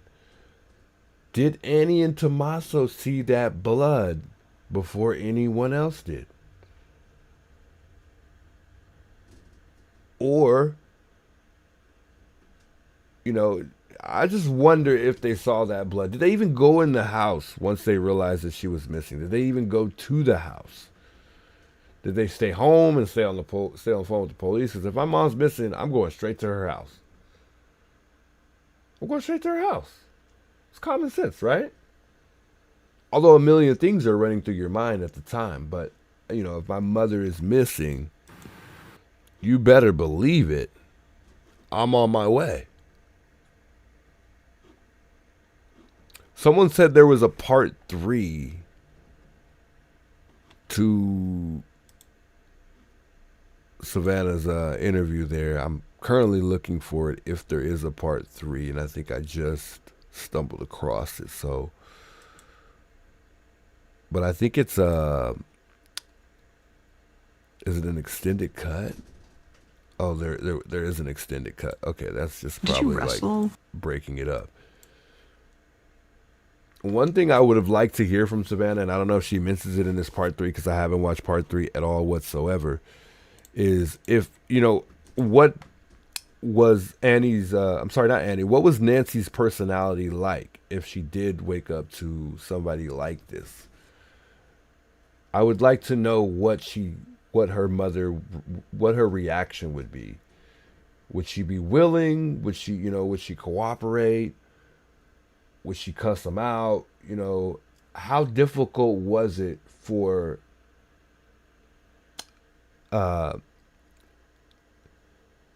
you to deal with Nancy when she's upset? You know, is she someone who's brave? Is she someone who's crazy? You know, she didn't mention certain things about her, but in a situation like this, how would she have responded? I just want to know. Did you wrestle with your faith throughout this? You're resolute and strong like your mama. But did you, at some point during all of this, have to wrestle with it? Yes. Yeah. And I'm not done. But God doesn't tell us not to wrestle with him. This isn't some cheap faith. And my mom taught me that. God only requires our authentic presence. And that he has. But I never doubted. One of my mom's best friend told me that she had been going through a hard time, and she said to my mom, I'll look up that bill in just how a have second. you Give me a kept second. your I'll faith see all what you're these talking years? about. What? Losing your husband, all the different things that my mom had been through. Like, how, Nancy, how do you keep your faith? And my mom said to her, well, where else would I go? And I hold that with me. But faith is how I will stay connected to my mom. God is how I'm holding hands with my mom. And I won't. Jalen says they went through the garage to get in, not the front. I believe that they went in the back. That's my theory. That's my speculation. I think they went through the back door. I don't think they went through the garage, because you would need some type of key fob to get through the garage. You can't just open the garage. Not only that, Savannah did say the back door was wide open, but I think on one of the days that they went and they visited the house, they realized that the back doors were just left wide open. And I'm not sure if Savannah mentioned it or not, but I would believe that Nancy would leave one of the back doors open. It just sounds like something that they would do in that neighborhood. And remember, one of the neighbors said that a majority of them leave their doors wide open. Let sadness win for her. She taught me. See, I saw her grieve. I saw her world shatter. I saw it. And I saw her get up. And I saw her believe. And I saw her love. And I saw her hope. And I saw her smile. And I saw her laugh. I saw her joy. I saw her love of the world and adventure.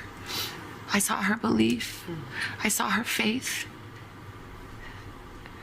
She taught me. She taught all of us. And I may not do it as well as her, but I will do it. I will do it for my kids. I will. I will not fall apart. I will not let whoever did this take my children's mother from them. I will not let them take my joy. They will not take my sister's joy. They will not take my brother's joy. They will not take our love. They will not take our faith. But our anguish is real. We need help. We need someone to tell the truth. Yes. I have no anger in my heart. I have hope in my heart. I have love. But this family needs peace. Yes. Yes. I don't think we deserve anything more or less than any other person. We don't say, why us, why me, why anything. If I say why me for this horrible thing, then I have to say why me for all the people. I think the fact that Savannah did, take responsibility first, not only says a lot about her, but it's a normal thing to do. I think a lot of us do that. I think it's a pretty common way to reflect on something. A lot of us have a tendency to take blame for something that we feel guilty about. And I think she's kind of rethinking things, and she feels like she's part of the reason why her mother got taken away. which is the normal thing to do. It's normal. So, you know, and I think we all feel that way, you know, but there still is that possibility that it could, you know, have something to do with something else. It may not even have anything to do with Savannah, but I truly believe that it does. I don't think that it could be anything else. We got a $1 million reward on the line, and no one's came forward for it at all. Now, I think a lot of us are getting a little impatient. You know, at some point they still have plenty of time to come forward and collect this reward. And I think the reward will always be on the table until, you know, Nancy's brought home, or, you know, we stumble across this guy who took Nancy. You know, I think that'll be there. It's not going anywhere. It's quite interesting that, though, you know, no person's budged for $1 million. What's also interesting is, why did we stop at this point? Why aren't we starting some type of fund to continue to gradually raise the amount of the reward? And I think the higher the reward, the more attention we bring to this investigation. Although it has far more than enough attention, it could definitely have a lot more. And I think with the reward going up each week, each month, whatever, I think each week would be appropriate. Then I think that'll make things a little bit more interesting. And I think that'll bring hopes up a little bit more as well, if they were able to just bring this reward up even more. Whether or not this was, you know, somebody paid off to do this is still questionable to me. You know, I don't know if this person was paid off, or it was some type of retaliation, you know, or she pissed off somebody from the Epsteins and it was like a warning shot, you know, to the family. There's a lot of things to take into consideration and think about, and there's a lot of things to overthink. I can't say it enough. So we just really got to give it time. You know, this is one of these things that you know, are going to take time. And maybe even then, you know, time may not give us the results that we're looking for, and that's us finding Nancy and obviously this perp. But I do feel like at times my theory changes based on the only two things: whether or not this person did it alone or someone helped them. And I'm not talking about the driver, because we know that there was another person, which was the driver. I know for certain that wasn't a Wi-Fi jammer in his pocket. That was most certainly a walkie-talkie.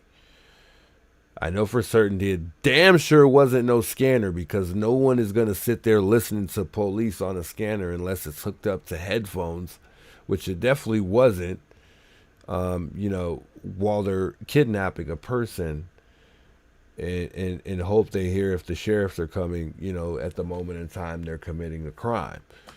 No one's going to do that. That's not logical at all. It's only those, you know, narrowing it down, it's only those one or two things, you know. And to me, it's definitely a walkie-talkie. I think we're starting to learn that this person was no amateur, and we could also be fooled by the way the gun is, you know. I think that we're fooled in a lot of ways, and people aren't understanding that. They're not taking that into consideration. That this guy wasn't the dumbest of the dumbest. Yes, he was not the brightest fish. However, this guy was smart enough to pull this off and get away with it as of right now. And all the way up into the point to where we're questioning whether or not this is even cold. You know, I think this guy has done exceptionally well. Not to give the suspect credit, but I mean, he is definitely probably sitting somewhere finding himself laughing at certain times. There's no question this guy is watching. He's watching. Why wouldn't you? There's no question he's probably, you know, going crazy too at times, you know, worried about whether or not we're going to catch up to this guy. And a lot of people will tell you they believe that we are. I truly don't. I truly disagree. I don't think we're close. I think we have absolutely nothing. Nothing. If we had something, why would Savannah be sitting here doing interviews? If we truly had a suspect or we were close, why would Savannah be sitting here doing an interview right now? And she's the closest thing that we have to the FBI as far as knowing anything, as far as knowing what's going on, any little information behind the scenes. This is our only source to really what's going on. Unless you're a sergeant or a detective and you got a bunch of buddies that you could reach out to that knows somebody and get the insights on this, I highly doubt that. But, Savannah's our only source. She's the only person that, is going to tell us what's going on, that can tell us what's going on amongst the FBI, because they haven't spoke. We don't know anything. Beautiful blessings of my life. Well then, yes, why? I don't know why. I'm grateful for my blessings. And I'm heartbroken for the sorrow. Yes. I'm heartbroken. Yes. Yes. Yes. I am crushed, but I am not abandoned. Yes. No, we are not alone. Do we need an answer? I'm crushed, but I'm not abandoned. What does that mean? Savannah says, I'm crushed, but I'm not abandoned. Interesting.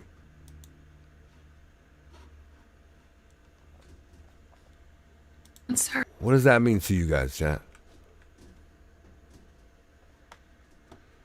Jalen says there was somebody already in the house. That front door perp was just trying to get rid of the camera so that they could go out the front door.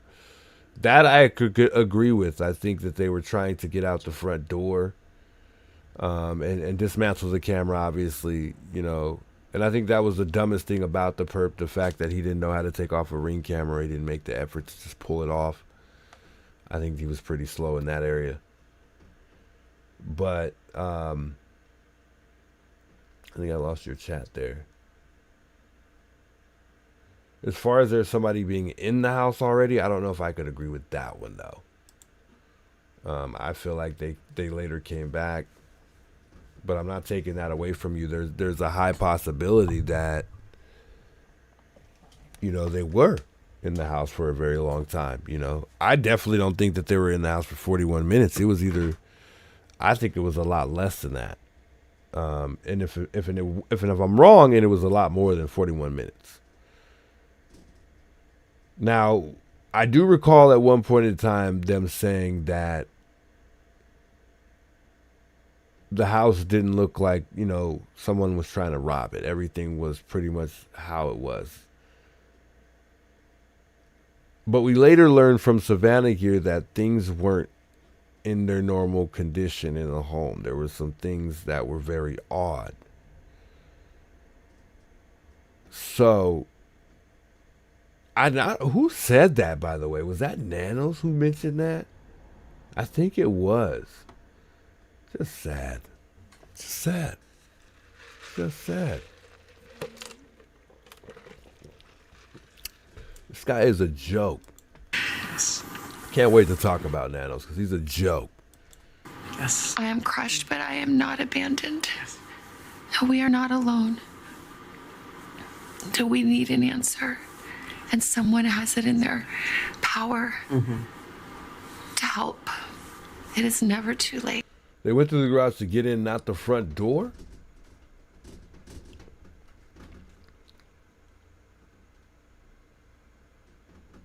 Just because his head is shaped like a light bulb, it doesn't mean he's bright. Yeah, good one.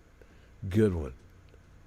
Guys, if you're liking the stream, don't forget to give the stream a thumbs up. If you aren't a subscriber, subscribe to the channel if you're enjoying the channel here. We got a long way to go. Very small channel. Appreciate those of y'all tuning in with me. Shouts to those in the chat here communicating with me and just giving me other things to elaborate on. I appreciate y'all. And when you do, the warmth of love and forgiveness that will come will be greater than can be imagined. I know what it is to be forgiven. Yes. And there is no greater joy. Yes. Cameron blames Savannah from the start. I agree. And that joy awaits whoever can hear this and find it in their heart to help. Where's all the shoe prints in the front with the blood? Yeah, well, you know, initially I think that was the problem because of them, you know, going back and and that's the problem when you have a crime scene, you keep it up. That's why they're saying you keep it up as long as you can, because there were people walking all over everywhere. So when that happened, that automatically, I think, eliminated the fact that they were able to even try to get any footprints at all, because there were so many people walking on the property. So, you know, that's the only reason. I'm almost for certain that's why they're not able to go through that and get footprints. And I don't think we learned what shoe the perp actually had on. What was the shoe size of the actual, you know, or not the shoe. What was the brand of the shoe that the perp was wearing in that video? You know, I don't think we know. I really don't think we know. I don't think they ever figured it out. So, yeah, think about that. And I think also, if you watch the video, the first time that the perp visited the house, I feel like the shoes are different. I don't feel like the shoes are the same. Yes. You're focusing on people in Tucson. Somebody there. She's referring to God. Ah, Capricorn, thank you. I'm a little slow when it comes to people and their sayings sometimes. It seems like Savannah's got a lot of those. She isn't alone, not abandoned. She's talking about her faith. She's referring to God. Thank you. That makes things make more sense. Is Nancy going to be the new What Happened to Jimmy Hoffa? Possible. It's possible. There was someone already in the house, which is what Jalen said earlier. We did read that. Like I said, I don't think anybody was in the house. I really don't. I'm not seeing it. Not buying it, not seeing it. I just don't feel like that. I mean, it's possible. I don't.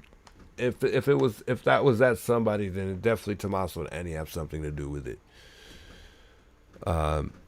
And something's not adding up here, because if Savannah's saying that she had a hard time walking, that would mean that Tommaso needed to walk her in.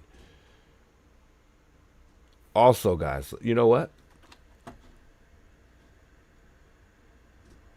Let me say something else here. See my screen here. So, remember the timeline, right? Let me pull up this timeline. We'll finish this third part 3 of the interview with Savannah here.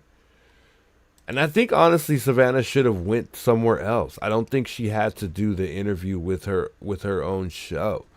I think it would have made things more interesting if she would have took questions, a real interview from, you know, someone else. I don't think she needed to do the interview with her people. She could have did that anywhere else. I'm wondering if there were 2 different ones that showed up January 11th to February 1st. 2 different what?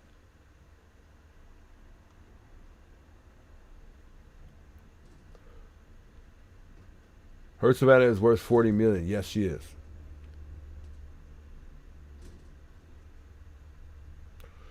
Doubt anyone's collecting unemployment? I don't think so. But anyways, guys, I wanted to point this out real quick. So remember guys. So this is what's gonna really, you're gonna really I think this one's gonna have you thinking. So remember, the garage door opened at 9:48. And then the garage door closed at 9:50. Which kind of makes sense, because for someone like us who are mobile, a regular mobile, we're not, we don't have disabilities like Nancy. That seems like that's about right for an old lady. I think it's going to take her that amount of time to get to the button and shut the garage door. However,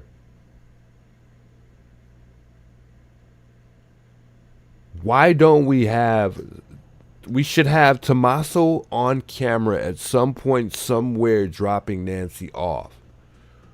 Where did Tommaso drop her off at? Where did they pull up when he dropped her off? Did he go in the garage? Did he pull up to the front door? Where did Tommaso go? And how long was he there?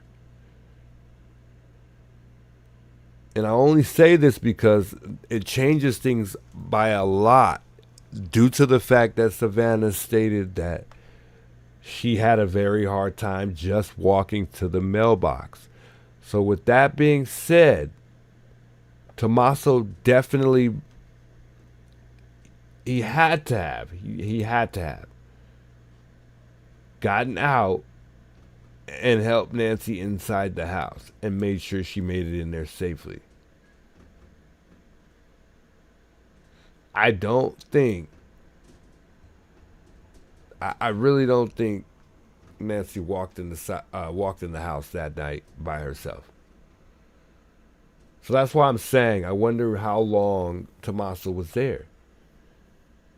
Did Nancy say, "Oh, I got it," and he just sat in the car and let her walk in, knowing that she's a fall risk? Because if she could barely walk to a mailbox, guys, she's at risk for a fall.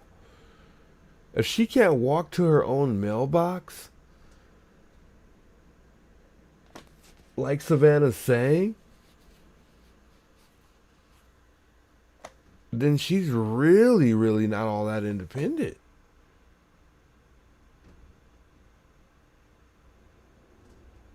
If that's the case, why was she living alone? I mean, I don't know. But my biggest thing is, the thing that I keep thinking about that's pissing me off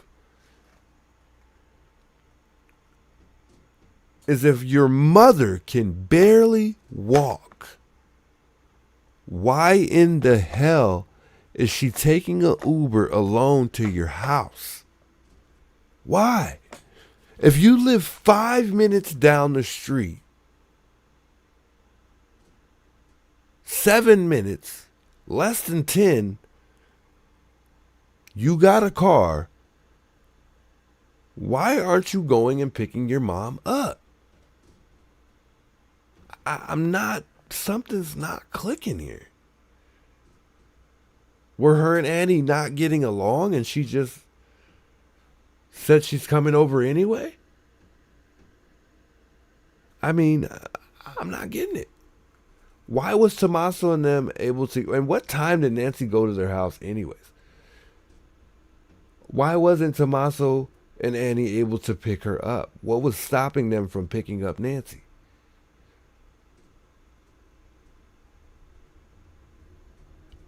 It's just way too many red flags in here. To our understanding, they took a lie detector test, and from what I'm hearing, the family had aced it. And from who I heard it from, I'm assuming that they were assuming. I'm not going to say if they're, because they didn't determine whether or not it was facts, but I think people are saying, and I think Nancy Grace said it as well, that they aced the polygraph test. And I think that's why NANOS was able to remove them as potential suspects. That's why NANOS was able to clear the family. But I still don't think the family's off the hook.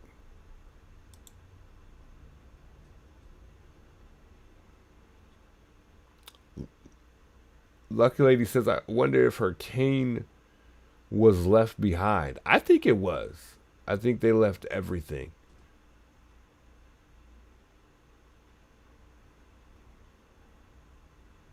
Carol says it would have taken longer than 2 minutes to get her in the house. And that's what I'm saying. Tommaso had to have been the one. If it took her 2 minutes from 9:48 to 9:50, Tommaso would have had to been the one to close that garage door.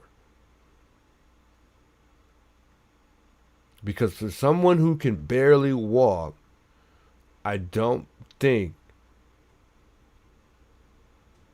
especially if they didn't pull up into the garage.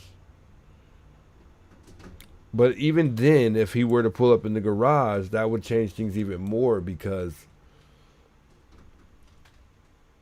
he obviously had to back out of the garage after dropping Nancy. First of all, we're pulling up in the garage, okay? Nancy can barely walk, so I got to help her out the car. I got to help her into the house. We're obviously probably going to talk for a little bit, have a conversation. That's the normal thing, especially if, you and, your daughter's mom or your brother's mom, whoever it is you're dropping off, have a decent relationship. You guys are probably going to have a slight little conversation before you actually take off. So all this has got to happen. He's helping Nancy out. He's helping her in the house, and then he's got to get back in the car. Nancy's got to sit there and watch him leave, because I'm sure Tommaso doesn't have a clicker, or he may have a clicker, because Annie and Tommaso take care of Nancy. They're always over there helping out Nancy, according to Savannah. And if that's the case, I wouldn't put it past Tommaso or Andy that they have a clicker to that garage in their home. But even with that being said, it still is going to take longer than 20 minutes. Or, I'm sorry, 2 minutes. Because he still has to back out the garage.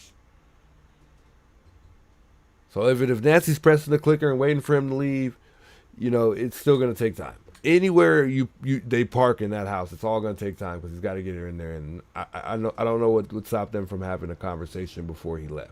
It's just all too fast. I think that time is wrong. It's wrong. And I think this is just it's just what a lot of us ran with. I don't think is this timeline even from the FBI? I don't think this timeline is even from the FBI. They have the Uber video? No way. Send me the link if they have the Uber video.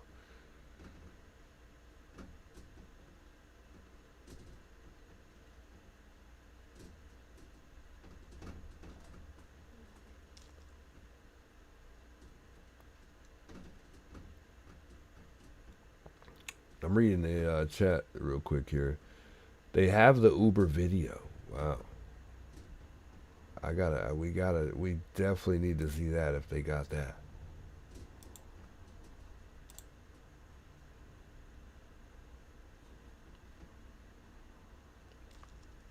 I saw on another live, T was filming him. Cameron was driving Nancy's car,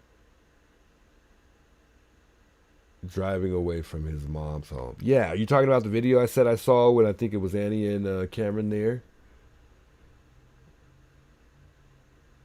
Huh, it looked like Nancy's car, I guess. Yeah, it might have been.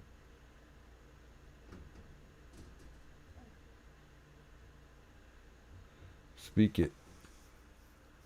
Lori Butler says, speak it. Uh-huh.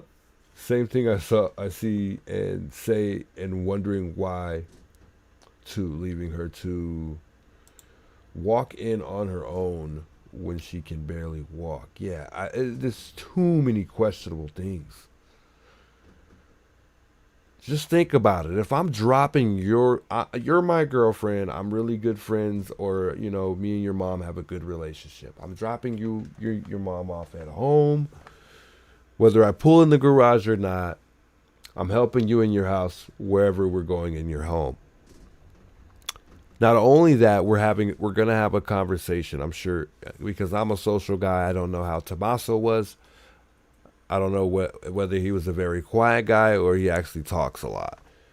But I do know that he's a teacher, and I do know he knows how to hold a conversation or have some type of conversation because he deals with a lot of people every single day, and that's students.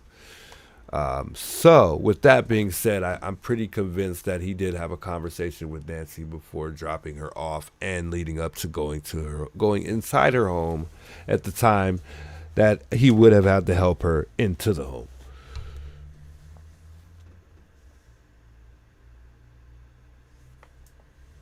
Where's the camera video of Tommaso raking Nancy's home in the driveway? I have no idea. Not too sure.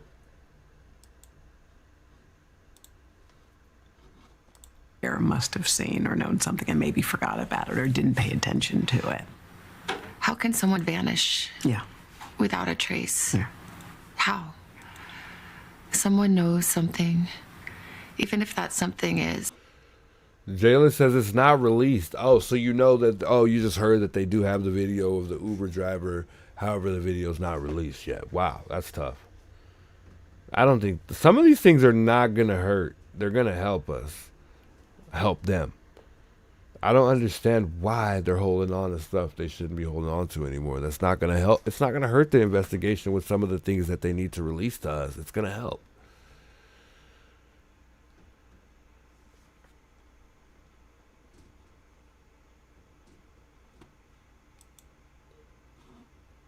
Guys, we got to talk about Travis. I think it's Ronalds. Is it Ronalds? I don't know his last name. The guy that got arrested today for, I think, an alleged kidnapping, which he kind of looks a little bit like the perp. I don't think that it's our perp. What do y'all think? Do y'all think that guy might be our guy? Do you think he might have something to do with it? Is it possible he could have something to do with it?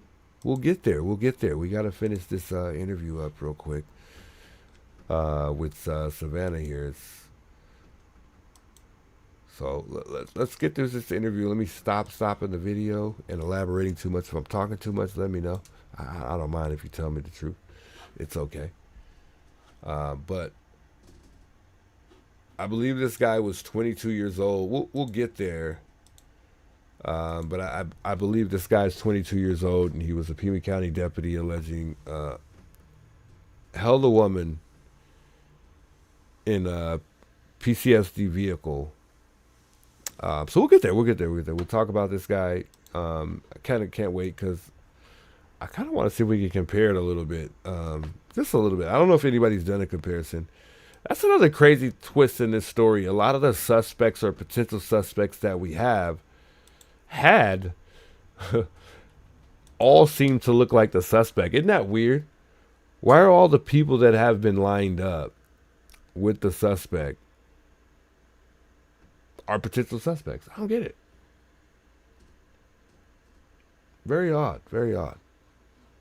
But they really look like the suspect, is what I'm saying. Like, we've lined up Colella, we've lined up Carlos. They all look the same. We've lined up Tommaso with the perp. They all look like the perp to me. I mean, it's crazy. All of the people that we've gone through in this investigation, and there's plenty more. I couldn't even fit all the pictures in one screen. What's stopping the investigators from, looking at the car that we thought that could have been a potential car that Nancy was in one night? We haven't heard anything about that either. There's a lot of things that have been brought to this investigation's attention amongst the community and everyone else. And, there's been several things that they have just kind of overlooked. I'm not going to lie. So, and that's another question in itself. Are these guys even really, looking into the tips that they really have? I got a gentleman I watched yesterday, and he said he had a very hard time talking to the FBI. Or giving his tip that he thought that could maybe be information, and he wasn't sure. He said it might not. Chances are it's not going to lead to anything, but he just wanted to turn it in. And he stated that these guys weren't taking him serious at all.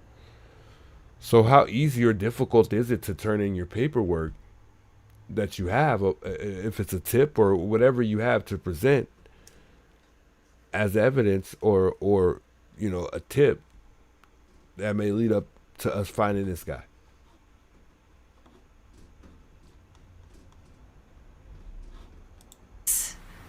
Someone's been acting strange for the last 7-8 weeks, even if it's just that. Somebody knows. And maybe somebody's afraid. And I understand that. But our hearts are in agony. Yeah. We can't breathe. We can't live. We can't go on. We can't be at peace. We can't go forward. We have to know what happened to her. Yes. You talked about coming back to New York. One of the other enduring images for me was walking into Studio 1A and seeing you there, speaking to everybody. What was it like for you walking back in there? I really wanted to come and see everybody. Yeah. I just love this beautiful place that we call home, where we get to come and be every day. And I know how much people have prayed for me and loved me. All the people that you see on TV, and then all the people that you don't. All the notes and messages that I have received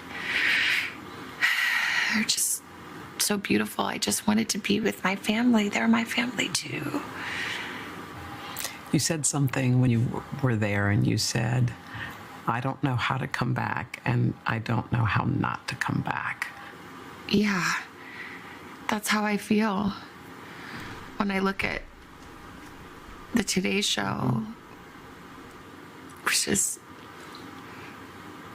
the answer to all my dreams, actually better than my dreams. So how about coming back? I know everyone's wondering. So it's hard to imagine doing it because it's such a place of joy and lightness, and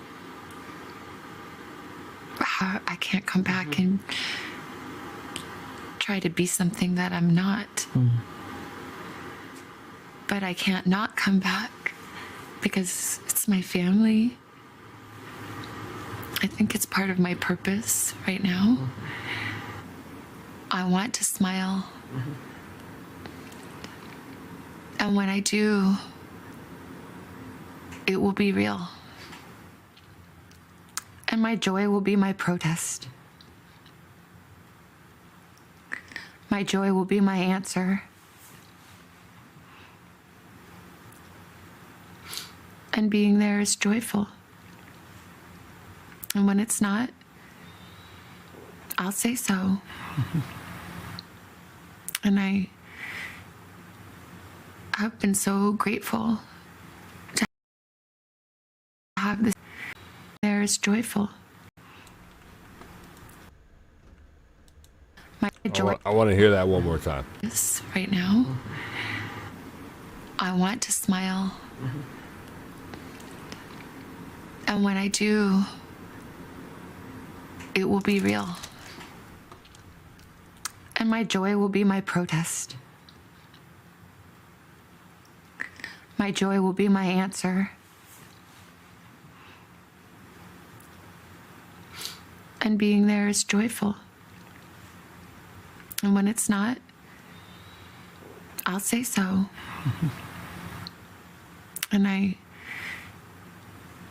have been so grateful to have this family. I consider this my family, my greater family. And when times are hard, you want to be with your family.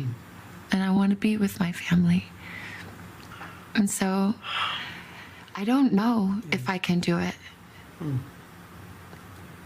don't know if I'll belong anymore, but I would like to try. I would like to try. And I'm not going to be the same. But maybe it's like that old poem, more beautiful in the broken places. I mean, wow. That was Wow. Wow. That was powerful, that was guys. Go back. One more time. One more I would like time. to try. I don't know. I don't know if I can do it. I don't know if I'll belong anymore, but I would like to try. Apparently, Hada wants her job. Wow. And I'm not going to be the same. Savannah says if she comes back, she's not going to be the same. Is that good news for today, for the Today Show? Is that really good news for the Today Show? Is that something that they want to hear? Wow. But maybe it's like that old poem, more beautiful in the broken places.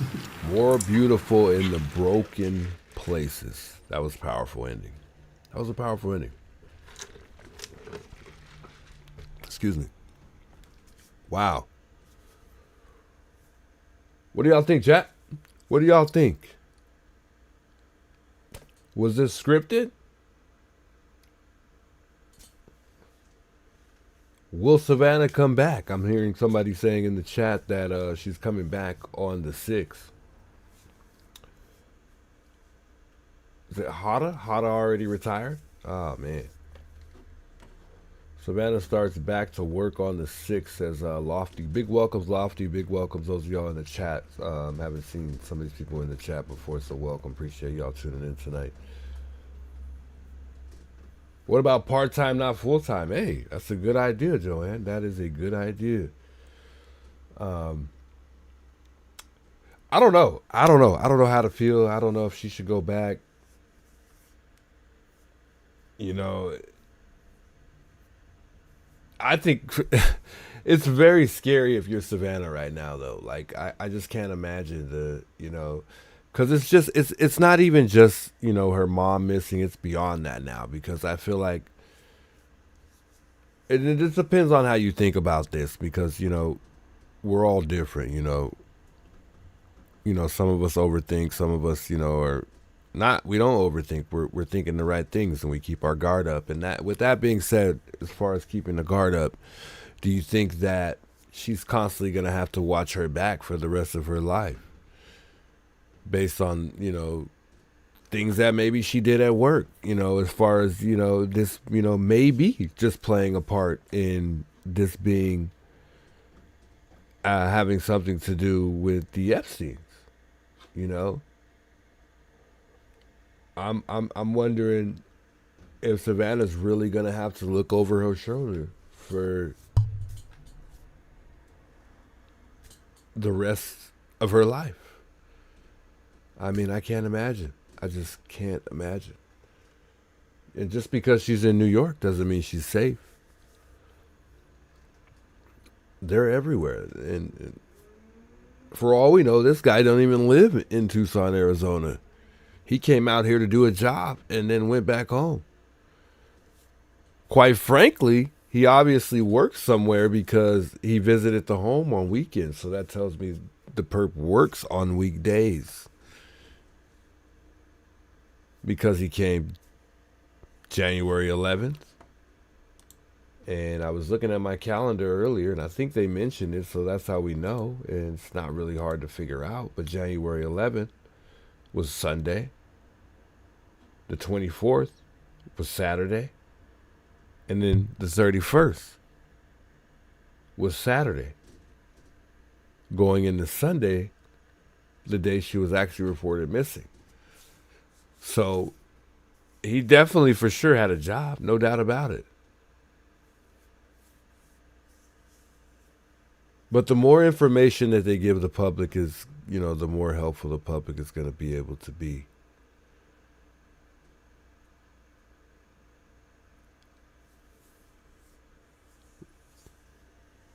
Is it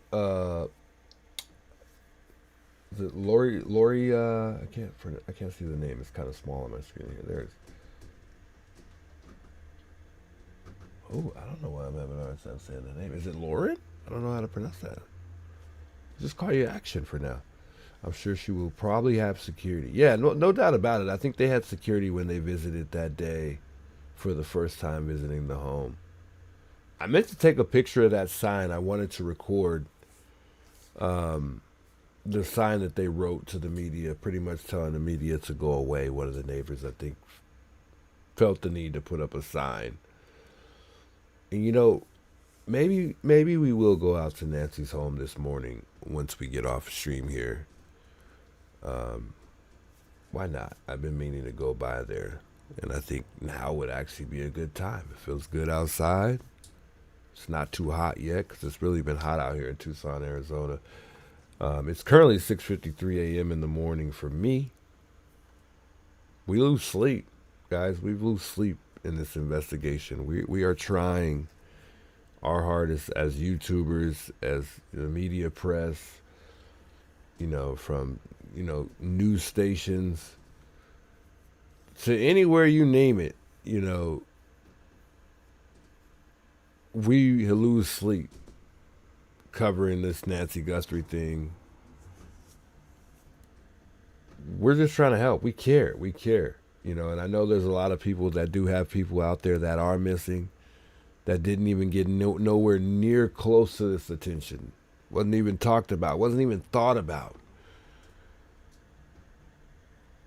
And it does play a big role that Savannah is, a really famous person. I got to be honest with you. I'm here, like I said, I grew up here. I've been here all my life in Tucson, Arizona, and I've never heard about Savannah in my life until now. And I'm going to tell you now, like I said before, she's not famous here. She's not. Now she is. But originally, she wasn't to me, and maybe I just don't pay attention to stuff, and maybe she was, and it was one of those famous persons that I didn't realize was famous, I guess. Personally, for me, I don't really think she was all that famous here, maybe in other places. But like I said, I didn't hear about Savannah until this actually happened, which is kind of irrelevant. I guess it really doesn't matter, but she definitely plays a big role in all of this, as far as this having the biggest audience in the entire world following this whole entire thing. It's crazy. It's insane.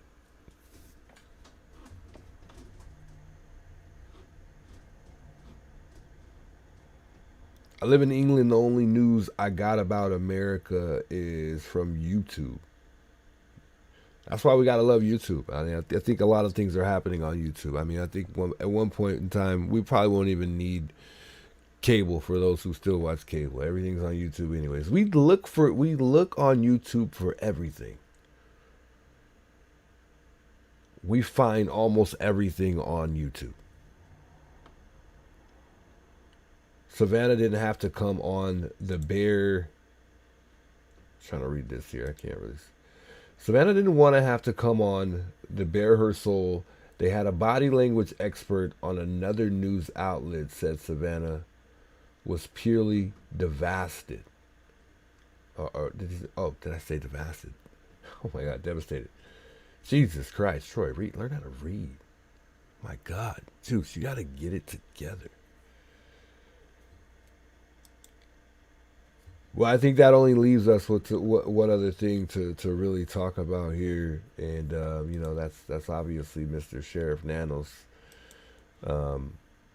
What do y'all think? Y'all think he's been doing a good job? You think he deserves to stay? Should he be fired?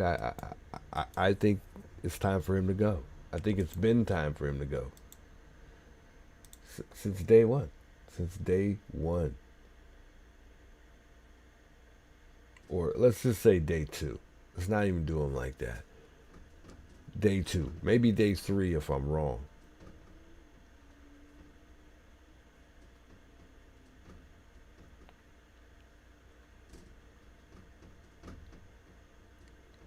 What's the betting Nancy gets out a taxi? See, I don't know about this one. It's my screen. Hold on, let me see if I can make my chat little screen bigger here. I think so. So I'm reading my chat in OBS, so it's kind of hard to navigate everywhere so fastly.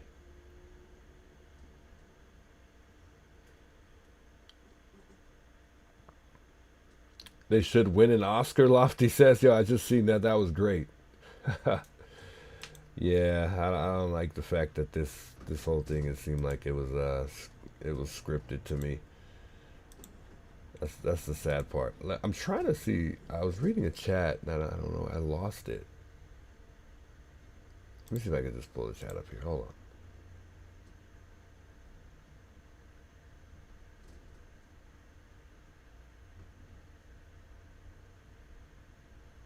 Maybe not be so aggressive in her interviews, less opinionated option, Joanne says.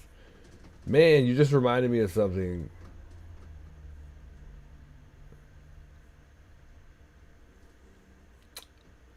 I had missed something in the chat earlier and I couldn't find it. Sorry if I was trying to read it, but if I missed it, I missed it. I'm sorry, guys. I can't read all the chats, but I try to at least, because on this channel I like for my viewers to be heard, you know, and I like to talk to the viewers as well, because a lot of people don't. They just kind of elaborate on their story and keep it moving, say a couple things to the chat, and that's it. Nah, it's different over here. But let me trying to think here, man. I don't know. Oh, let me pull my camera up because my camera's off.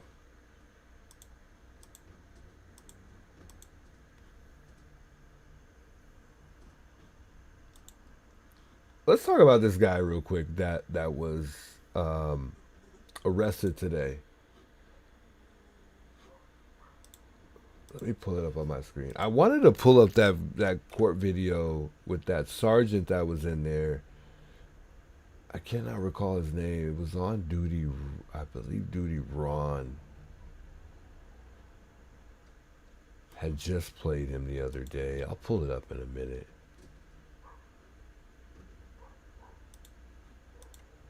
NANOS is Harley Sherlock Holmes.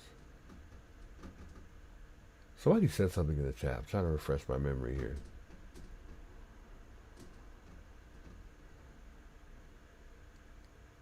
Bear with me, chat.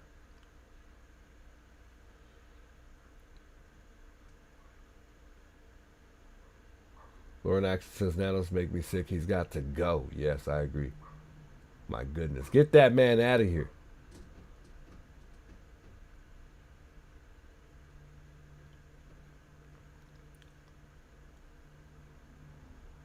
I wanted to touch up on something that Joanne was saying right now. That's why I was looking for it in the chat. Because I want you guys to see how, just for your own peace of mind, I want you to see how aggressive that Savannah actually can be. And I saved an interview for you guys just so y'all can kind of get an idea. And if you've seen the video, you've seen it. But at least for those who haven't seen this, you know, you'll get a glimpse of how she is. Like I said, she sat down with Donald Trump at one point in time. It was near COVID time, and it got heated. I'm not gonna play the whole video. It's you know 50. I think it was like a 50-minute interview. I don't know how long it was. I think it was about 50 minutes. Yeah, if I remember correctly. So we won't watch that whole 50 minutes. Maybe like 3 minutes. I'll probably skip through. And then, yeah, that'll be it. But still, we'll watch this in just a second here. But I was trying to look at this video with Duty Ron fairly quickly. Hold on. Because I wanted to remember the sergeant's name. Oh, I think he actually interviewed that sergeant. A month ago. Oh God, what's that sergeant's name that Brian Entent interviewed?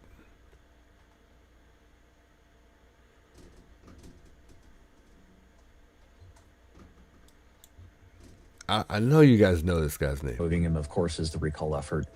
If not, you have to wait to take another bite at the apple in the next regular election. However, the item, from my understanding, that It's crazy, guys, because it's really been about Nanos lately. It's really been about Nanos. This thing. I think I want to say Nanos has probably hit the headline a lot more times than Nancy's been the headline throughout the week. It's 100% been more about him than Nancy, and that's sad. That's just sad. Just sad. It's very frustrating, and it's the saddest thing just to see this be about a sheriff who's been here 40 plus years. And the biggest talk lately has really been about him. Besides Savannah doing these interviews. I want to pull up this video, and I want y'all to tell me who this sergeant's name, because I know some of y'all probably know this sergeant's name. I'm going to figure out his name right now. It's just a matter of time. But I guess I'll let y'all tell me before I figure it out. Because he's one of the guys who really want him out of there, and he's had a lot of interesting things to say. I kind of like the way this guy articulates himself.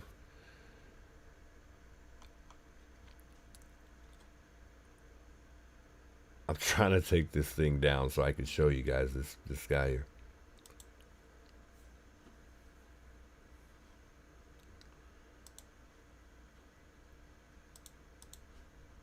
So this is the gentleman right here that I was trying to show you guys. What's this sergeant's name? I'm trying to figure out his name, and I can't quite figure it out. Satisfactorily answer the questions. They have the ability, apparently, to remove them. The problem is that Supervisor Hines is one person, and the rest of the board would have to agree to it. So, if you're in Pima County listening to this, an email to your board of supervisor, to a quick email just to show support for Supervisor Hines' item to have the sheriff come in and finally answer for his background that's been hidden for over 40 years. That would be beneficial. So the most direct way of removing him, of course, is the recall effort. If not, you have to wait to take another bite at the apple in the next regular election. However, the item, from my understanding, that Supervisor Matt Hines has put on the agenda or the addendum for Tuesday's Board of Supervisors meeting is that there is a law. Because they weren't able to, Robin, they weren't able to confirm that was an actual ring on his pinky. So I think that's why a lot of people aren't really talking about that very much. From what I heard, they weren't able to confirm it was the actual ring.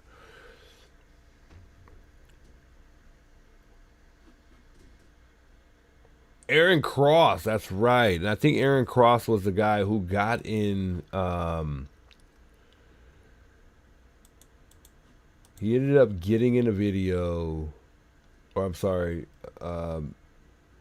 speaking up, I think, in the court when they were there on behalf of the petition, I believe. I don't know why they were really there, to be honest, but I don't know what it was all about. But I think some people got to, speak out their statements or whatever they had in mind in regards to Nanos. Maybe this is part of the process. I have no idea. This was a good interview. He's the head of the union. Yeah, I wanted to watch that. Yo, Justice, long time no see. Welcome back. Welcome back. Good to see you.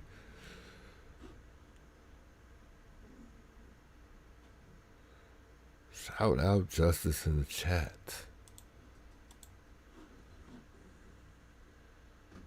I'm going to go ahead and play this video here. Man, Nancy really thinks that she saw lights. You know what? We should check that out real quick. Nancy Grace thinks she sees moving lights in the back. I'm not feeling it. Like, I'm not seeing it.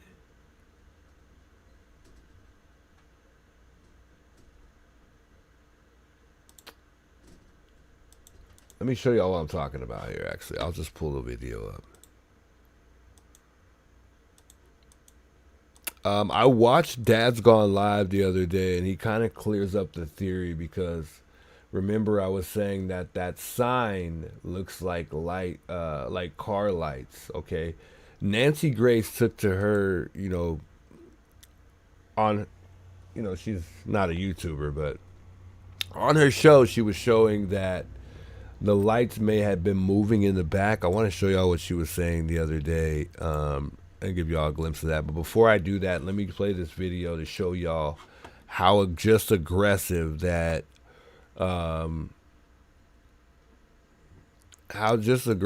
Savannah can be. Okay. Morale, big stuff, great stuff. When I decided to run, I'm very under-levered, fortunately, but I'm very under-levered. I have a very, very small percentage of debt compared, in fact, some of it I did as favors to institutions that wanted to loan me money. $400 million compared to the assets that I have, all of these great properties all over the world, and frankly, the Bank of America building in San Francisco. I don't love what's happening to San Francisco. Well, do I hear you right? It sounds like you're saying $400 million isn't that much. One of the biggest office buildings. But are you confirming that yes, you do owe some $400 million? What I'm saying is that it's a tiny percentage of my net worth. That sounds like you'll see that soon because we're doing things. We've given, I think it's 108 or 112 pages of financial detail to elections, and we have to file as the president, as any politician, you have to file. Nobody ever looks at that.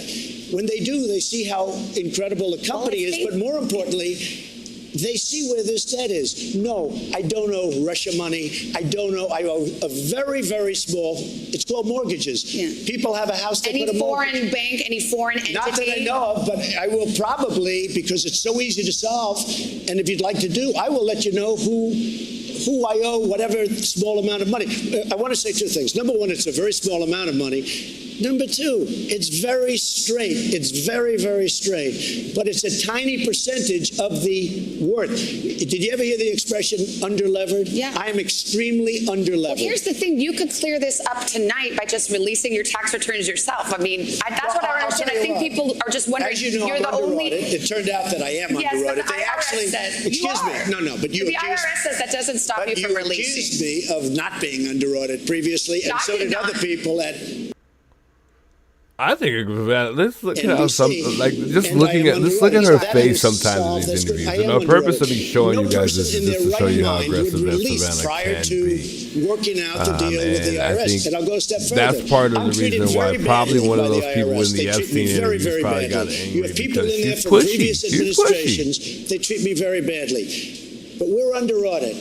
It's very routine in many ways, but we're under audit. They like to change the game, change the rules, do everything. You saw what they did with the Tea Party people. You saw what they did with the religious groups. But to be clear, there is no law or rule that prohibits you from releasing your tax returns. Except common sense and intelligence and having lawyers that say, because I would love to release them, and as soon as we come to a conclusion, I will release them, and very gladly. But if you go to elections, and if you take a look, you'll see 112, I think it's 112. It talks about the income, which is rather massive. It talks about all of the properties. They have them listed. Not to talk. So I talked to her about life. I talked to her about the fact, would you like to do this? Are you willing to do this? Because it's a tremendous burden. The answer was yes. She's unbelievably well qualified, but I never spoke to her about these various questions. Let's get our next voter. She's leaning to you. I mean, let's see Kamala. She's got people now. People have it, and I'm not blaming her. I'm not saying, oh, she did a terrible thing. As president, I have to be out there. I can't be in a basement. I can't be locked in a very beautiful room someplace in the White House.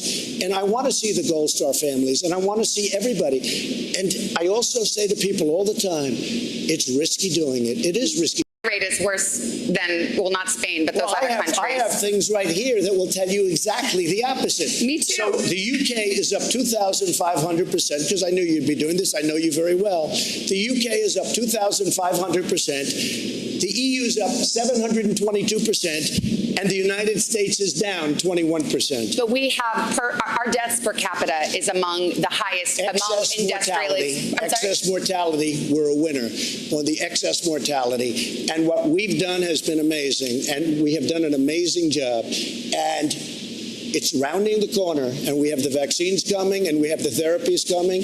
And I'll tell you what, one thing, when I got it, I had a choice to not. On a different show, you denounced white supremacy. My question to you is, you've done this to why me and does everybody. it seem like I denounce white supremacy, okay? You did I 2 days denounced later. white supremacy for years, but you always do it. You always start off with a question. You didn't ask Joe Biden whether or not he denounces Antifa. I watched him on the same basic show with Lester Holt, and he was asking questions like Biden was a child. So this is a little bit of a dodge. Are you listening? I denounce white supremacy. Okay. What's your next question? Do you feel, it feels sometimes you're hesitant to do so, like you wait a beat. Here we go again. Every time, in fact, my people came, I'm sure they'll ask you the white supremacy question. I denounce white supremacy. Okay. And frankly, why she got that smile like that? Savannah's got that like I'm gonna get you smile like hesitant, just angry. Okay. What's your next question? This is a little bit of a dodge. Are you listening? And then when you get that double blink in there, you're not feeling it. You're not feeling it. Blink, blink. Are you listening? Blink, blink. I denounce white Blink. supremacy. Okay. What's your next question? Do you feel, it feels sometimes you're hesitant to do so, like you wait a beat. Here we go again. She's like happy, like you trying to feel- smile but angry. It feels sometimes you're hesitant to do so, Like she's definitely not happy. Here we go again. Just super aggressive though. That's Watch him on tough. the same Now, maybe basis maybe show this with is how Lester she was, Holt. but like I said, I And he didn't was know who asking Savannah questions was like Biden until was a this. child. so this is a little bit of a dodge. Are you listening? She's not listening. Look at that face, like just like look at the like oh. Tell me you don't want to slap her upside her head. Look, Savannah, we love you. We know you got stuff going on right now, but listen. I'm not gonna lie. This is probably the first time I've ever seen your face, and I wanted to slap you. I'm just saying because, and I wouldn't put my hands on a woman. I'm just saying because she just looks like she's like getting under your skin, like you could tell she's doing it on purpose. Yeah. Are you listening? Yeah. You know what I'm saying? You following me? I mean, I don't know, man. Savannah's aggressive. She is aggressive. She will get under your skin.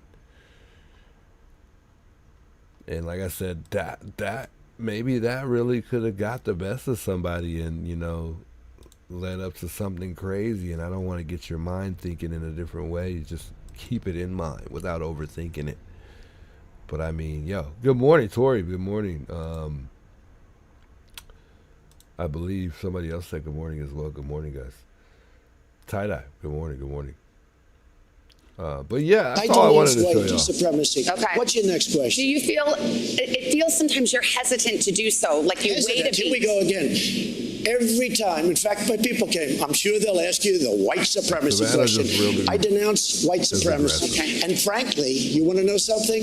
I denounce Antifa, and I denounce these people in the left that are burning down our cities that are run by Democrats who don't know what they're doing. While we're denouncing, let me ask you about QAnon. It is the Anyway, I don't want to get too caught up in that. I just wanted to show y'all that video because, like I said, Savannah's super aggressive. She could piss you off. And, this definitely could have been one of the reasons why somebody came and targeted her because of the way she's handling some of these interviews that she's having. I think her and the president obviously might just have a pretty decent relationship based on, some of the comments that Trump made, like he, mentioning he knows her very well. I don't know. Maybe not. Maybe he just said that to say it. But like I said, Savannah can definitely be aggressive and for some people, depending on who she's interviewing, it could get under your skin enough to come back and take a warning shot on the family, and that warning shot could be just a death in the family. It's highly possible, but I'm not thinking this has anything to do with the Epsteins. I don't want it to have anything to do with the Epsteins or anything like that. But you just can't overlook anything in this investigation just because there's so much that's going on. And like I said, this is so easy to overthink. That's why it's like, you know what? I'm always thinking about it. Like, dang, you know what? I'm just gonna probably just stick to the facts on this one. Otherwise, I'm just going to constantly have these forever changing theories. I mean, this investigation is crazy. The most mind-boggling investigation of them all, and the most hardest to figure out.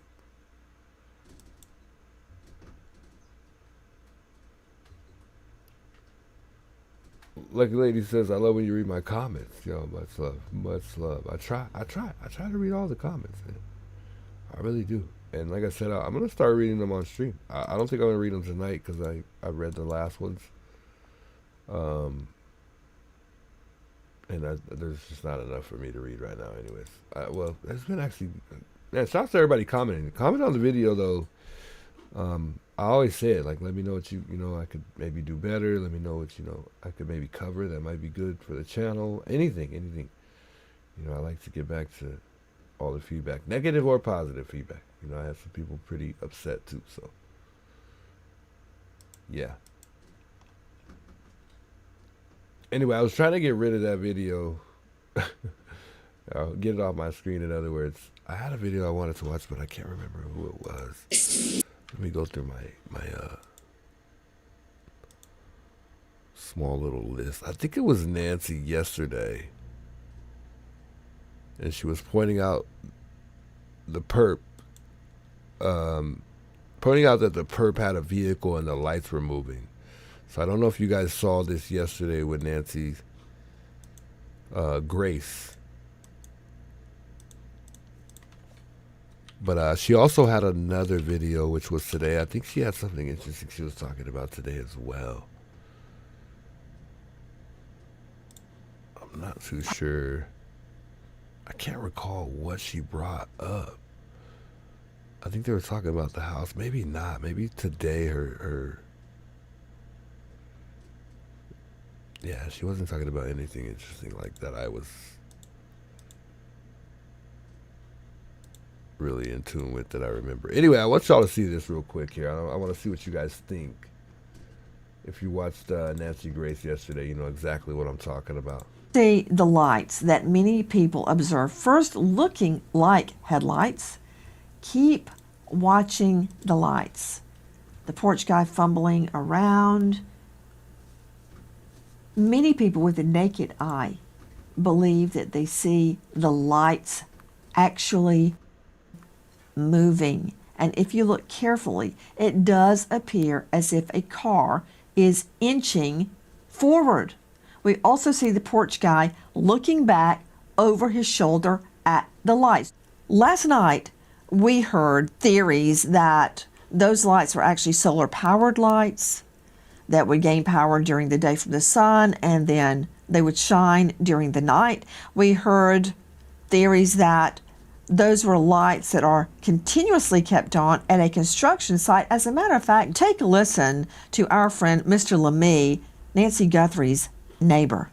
If you're on Escalante and you directly stare from Nancy's home up the street, that kind of there's a cul-de-sac above, if on this camera view above her street, you'll see a white Anna, roofed I got you, by the way. house. I got you. Because I was calling Lucky Lady, but I'm going to call you Anna, I got you. I'll try to keep that in mind. I'll try to remember.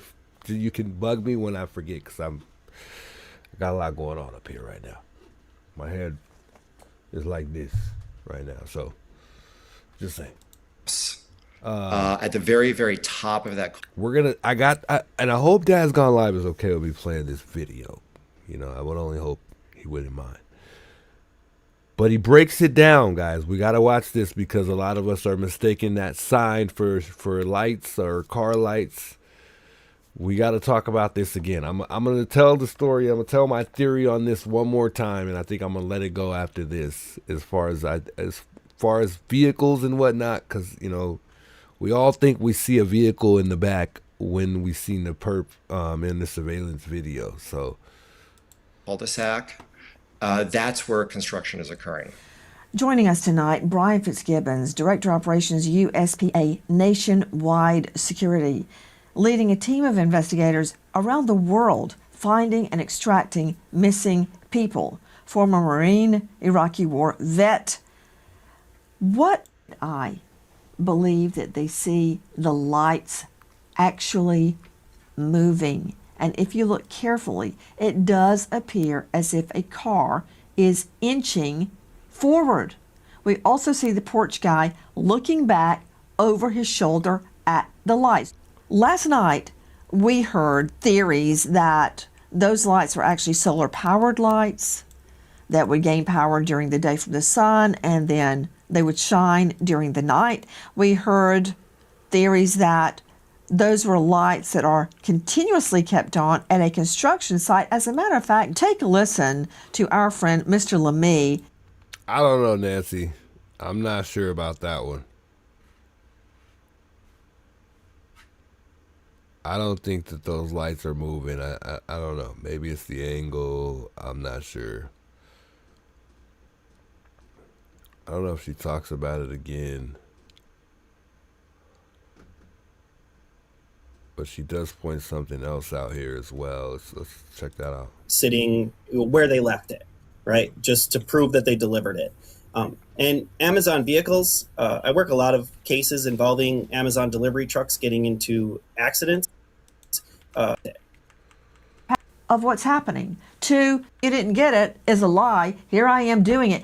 Many of them have video to document deliveries, right? Definitely images, Nancy. A standard practice is the Amazon driver will take a picture of the package sitting where they left it, right? Just to prove that they delivered it. And Amazon vehicles, I work a lot of cases involving Amazon delivery trucks getting into accidents, and not a lot of them have camera recording type systems, but that's certainly a possibility.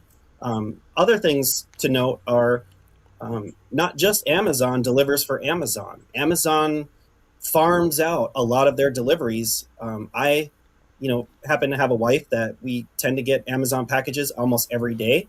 And well, the good news is, Tori, the last video that I did was I got a warning and they took it down. So, and I tried to show that in the last video. So we're going to watch it right now after this video here.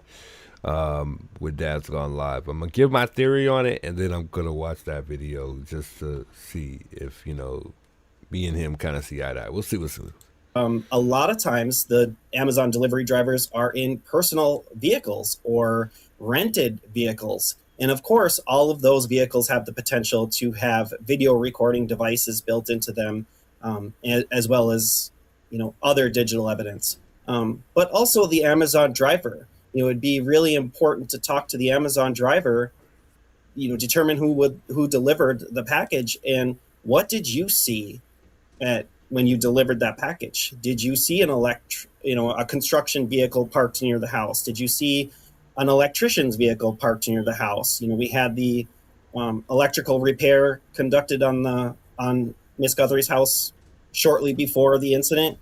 Maybe one of their vehicles came back to surveil, or there's all kinds of possibilities with regards to digital, not just digital evidence. Yeah, but what also I'm looking at specifically, not that they may or may not have caught the actual perp strolling along the street, but the vehicle, because research reveals Amazon delivery vehicles are equipped with AI-powered cameras.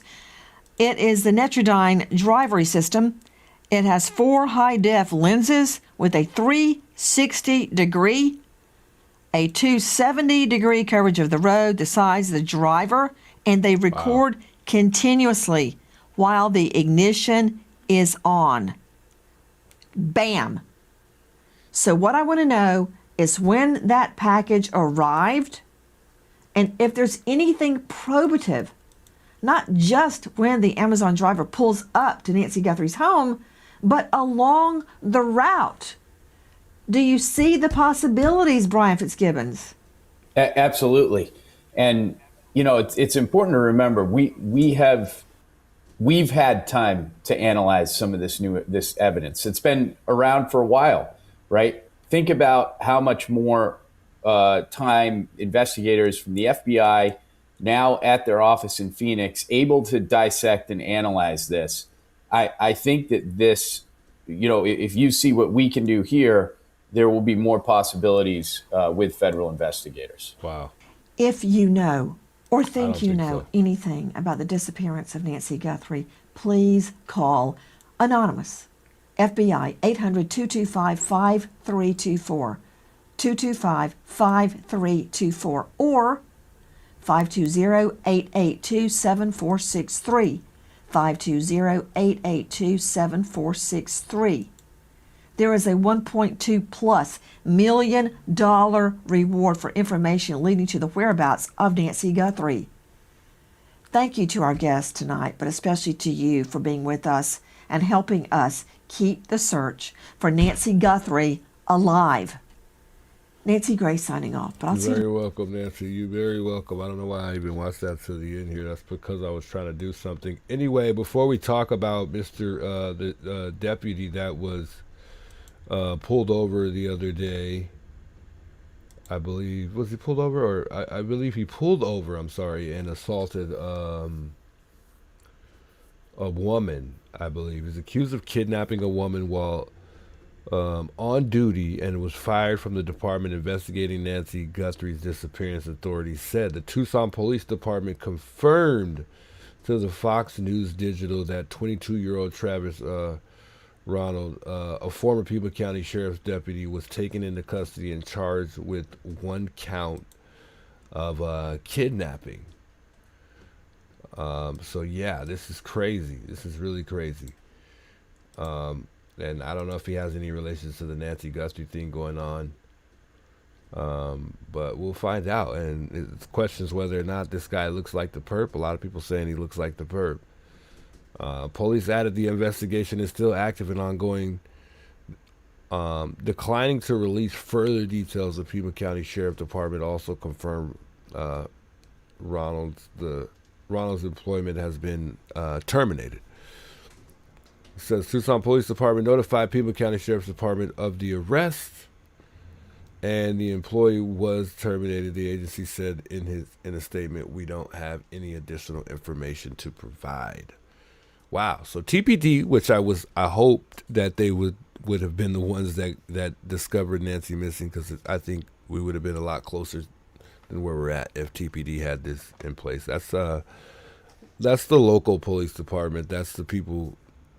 That's the majority of the city's police department is Tucson Police Department. Dang, it looks like they arrested this guy and then they notified the sheriff's department. That's crazy. I don't know, chat. I don't know what y'all think. I don't know if y'all think this looks like the perp. I think it's a possibility.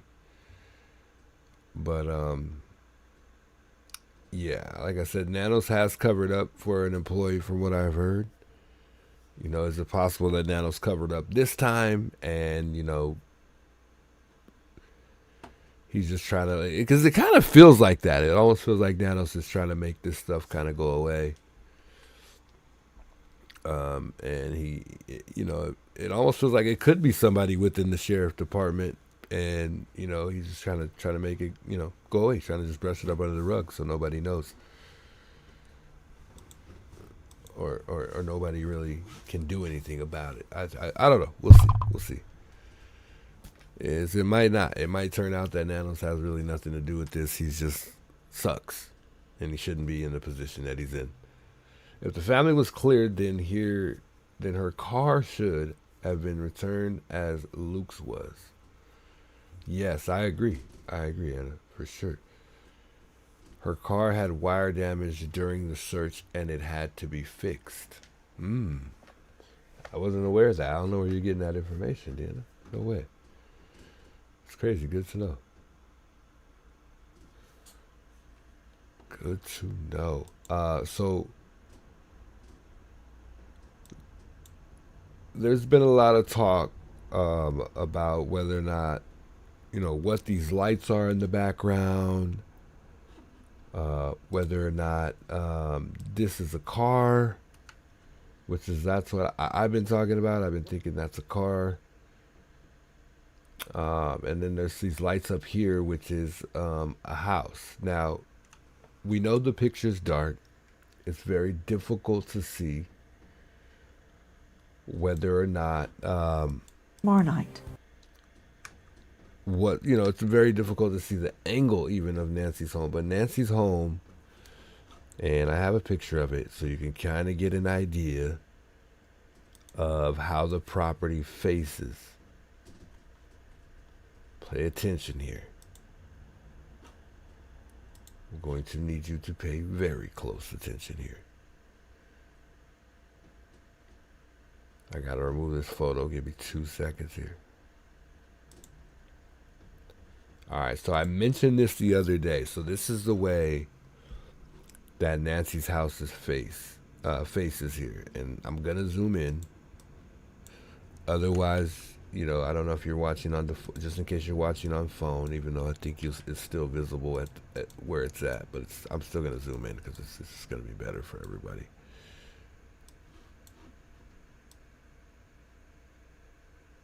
I want to make sure you guys are able to see the road. Hold on.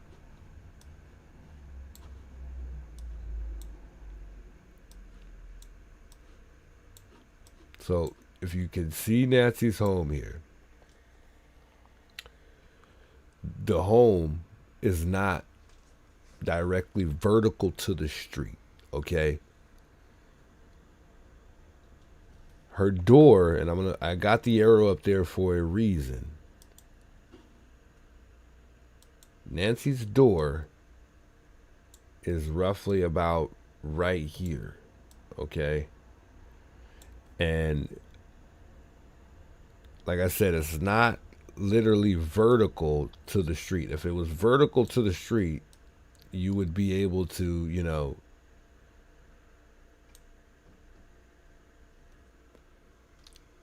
the door, if it was vertical to the street, you'd be able to see pretty much that entire road. But because her house faces right, and there are houses up here, I'm gonna have to move this around a little bit. I'm gonna point the direction of the arrow that her house would face along with the ring camera. So the ring camera has to be facing to the right, not literally vertical to the street. And this is me just trying to determine this sign over here. There's that yellow sign. I know you can see the yellow sign. It's very small, but I know you can see it. If that's lights or not. If you look in the video, if that's a sign, you don't see the top of the sign. And the sign, I don't know what shape you would call it. In the video, if it is a sign, it looks like an upside down triangle. At least that's the pattern of the lights, an upside down triangle. And I would only think that there's a possibility that is a sign, because in the video we're going to see, which is done by Dad's Gone Live, it is cut off by trees, and that's what would make it an upside down triangle, because you can't see the other top portion, which is a standing up, a regular looking triangle is what I would call it. You'd be able to see the entire sign though if there weren't leaves over it. So there's a possibility that the sign was covered at the angle of being on the ground in front of Nancy's home, looking directly at that sign. Now, it does appear to me that the house is visible to that sign, being where the ring camera is. But at a certain point, you have to understand that there is a wall that separates the camera from being able to see to a certain extent beyond the left hand side if you're in front of Nancy's home facing the road on the left. But if you're approaching the door, it would be on your right, just so you know where I'm at with it. In the video, let's just keep in mind, and I'm going to move that arrow for a second. In the video, when you're watching the guy on surveillance, it appears that there's a house on the left side. However, the door is facing exactly where I just showed you. literally to the right slightly. So how in the hell are you able to see this house on the left, if that's a house on the left? Apparently, it's not the house on the left, it's the house up top. And then the sign? I'm not, it's not really making sense to me, because the sign and that house right up here, to me, are too separated in the video.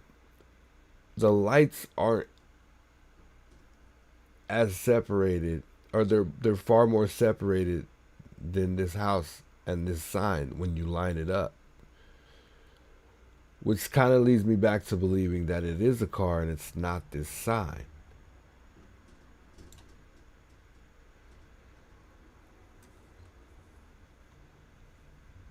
And it made a little bit more sense to me when Dad's Gone Live kind of did a video, but it was also still hard to really justify whether or not that was a car or not in the background. And like I said, I'm letting it go after this, but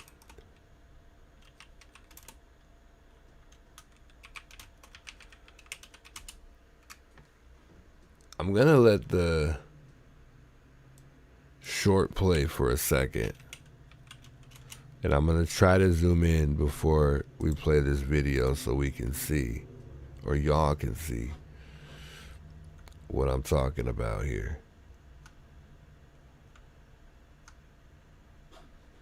And I'm doing a short just because it loops it, and I don't have anything else that I could really play it on that I could think of that's better than a short.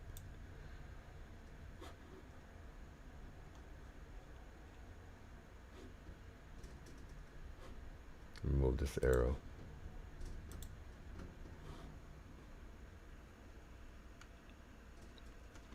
Oh, this isn't even the short. Let me go back here. I'm trying to find the short.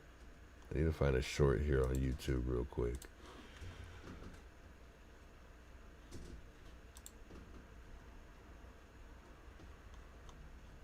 Where are the shorts? I don't see it. Okay, so here's the short right here.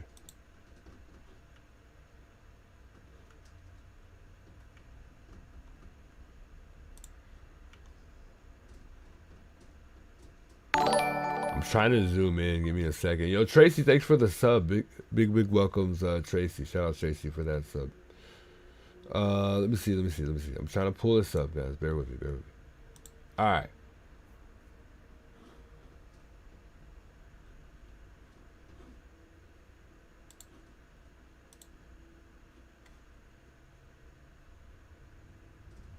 Why isn't it playing?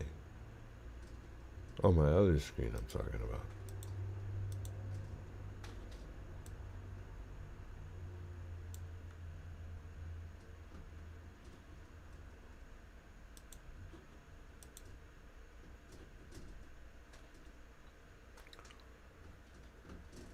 I just want y'all to see the video so you can kind of get a glimpse. It's a little bit more clear looking at the video just for a bit. But I think we're better off just having the picture, but the picture's pixelated. The video is just more clear.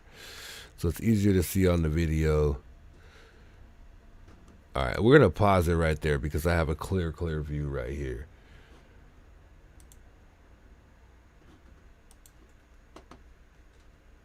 And I actually might be able, that might make it easier for me to zoom in on this particular video here.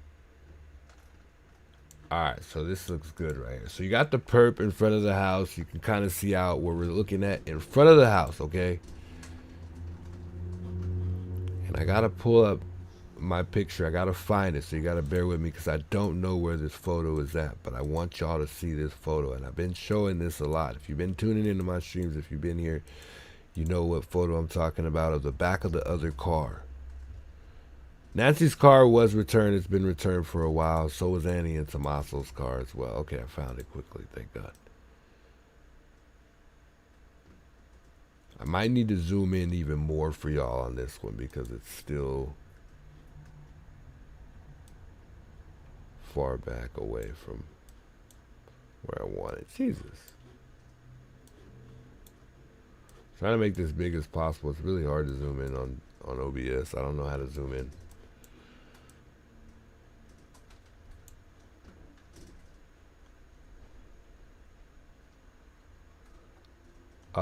So here we go here.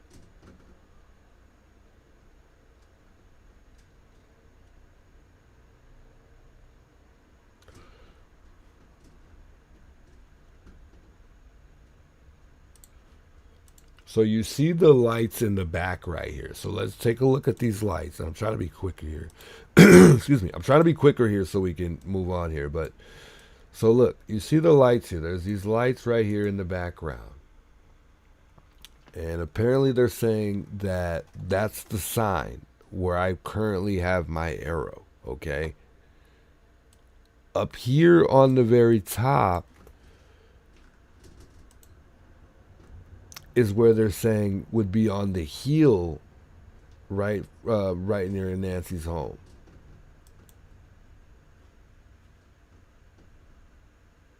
And that heel, let's go back.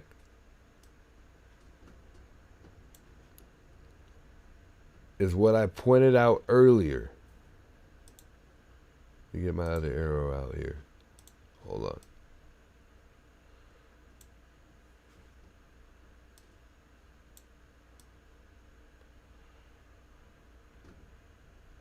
And just right across from Nancy's house,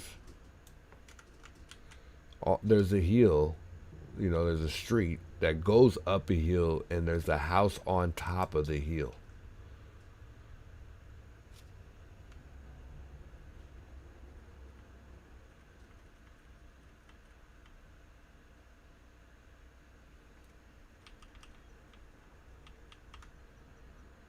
Y'all following me here? I'm trying to give you time to process this.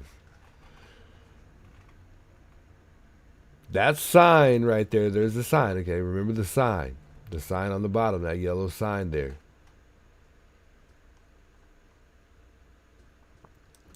That's what they're saying that is in the background.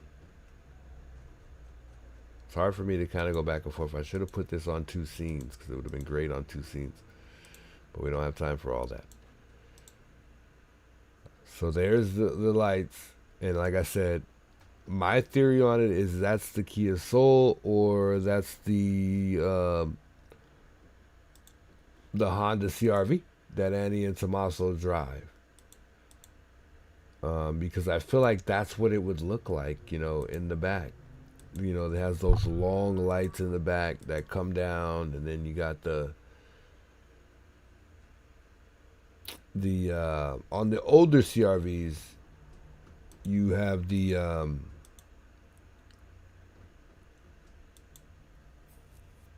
what do you call it? The license plate light on the older CRVs. And to me, I was saying it looks like those lights. It kind of looks like the back of that car.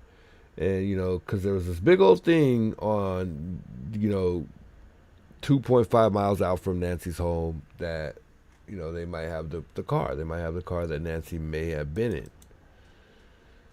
So after analyzing that, looking at the back, I'm thinking, okay, this car might be the car. It might have been Annie and Tommaso's car. It looks very similar to those lights to me.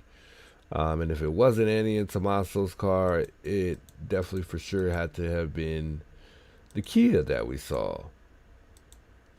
Because the Kia lights look very, very similar as well. So if you compare the two, it looks similar to me.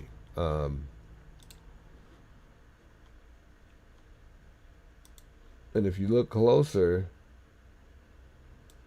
the tail lights, if it is tail lights, if it's, you know, because I'm probably wrong, you know, it probably is just the sign, and maybe not lights at all. But you see the tail light, it looks like to me this would be like the tail light, which matches up to the area of the tail light on the Kia. And you know, it's got these long lights, just like the Kia has these long lights on it.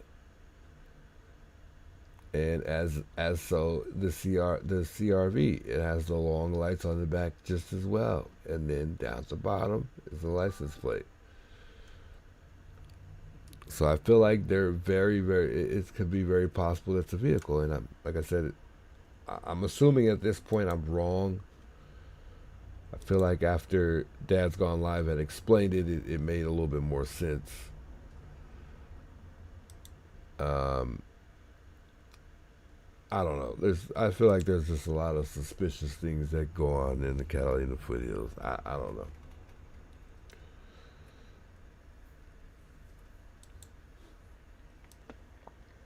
But anyway,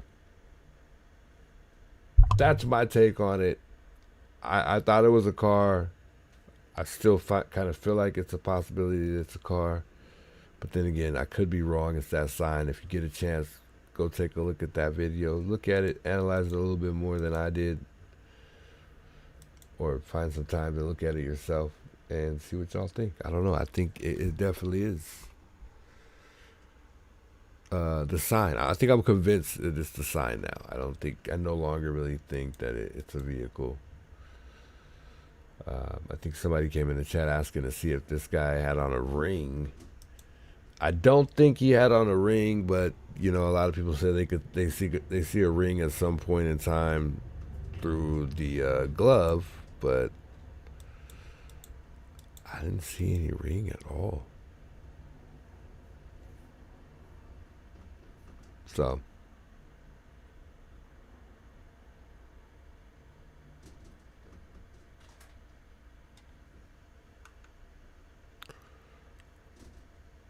yeah, this guy definitely wasn't dumb. He was dumb enough to not know how to take off a Ring camera, but he was far more smart in other areas if he didn't leave any, trace at all.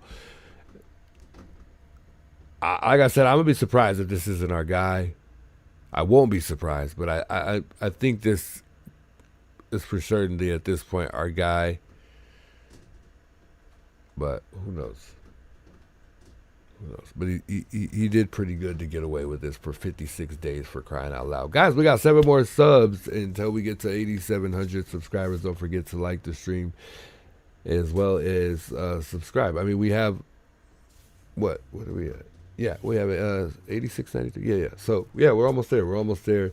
Don't forget to give the video a thumbs up, though. It does help the algorithm of the stream. Let's put this stream out there. I think it's been a decent video. It's been a long one. We've been on it for a little while now. I don't even know how many hours. I don't even care. So I wanted to be on here long today.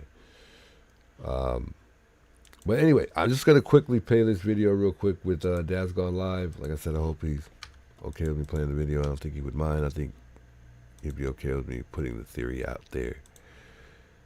But he clears it up, and it makes a whole lot of sense. So y'all got to see this here.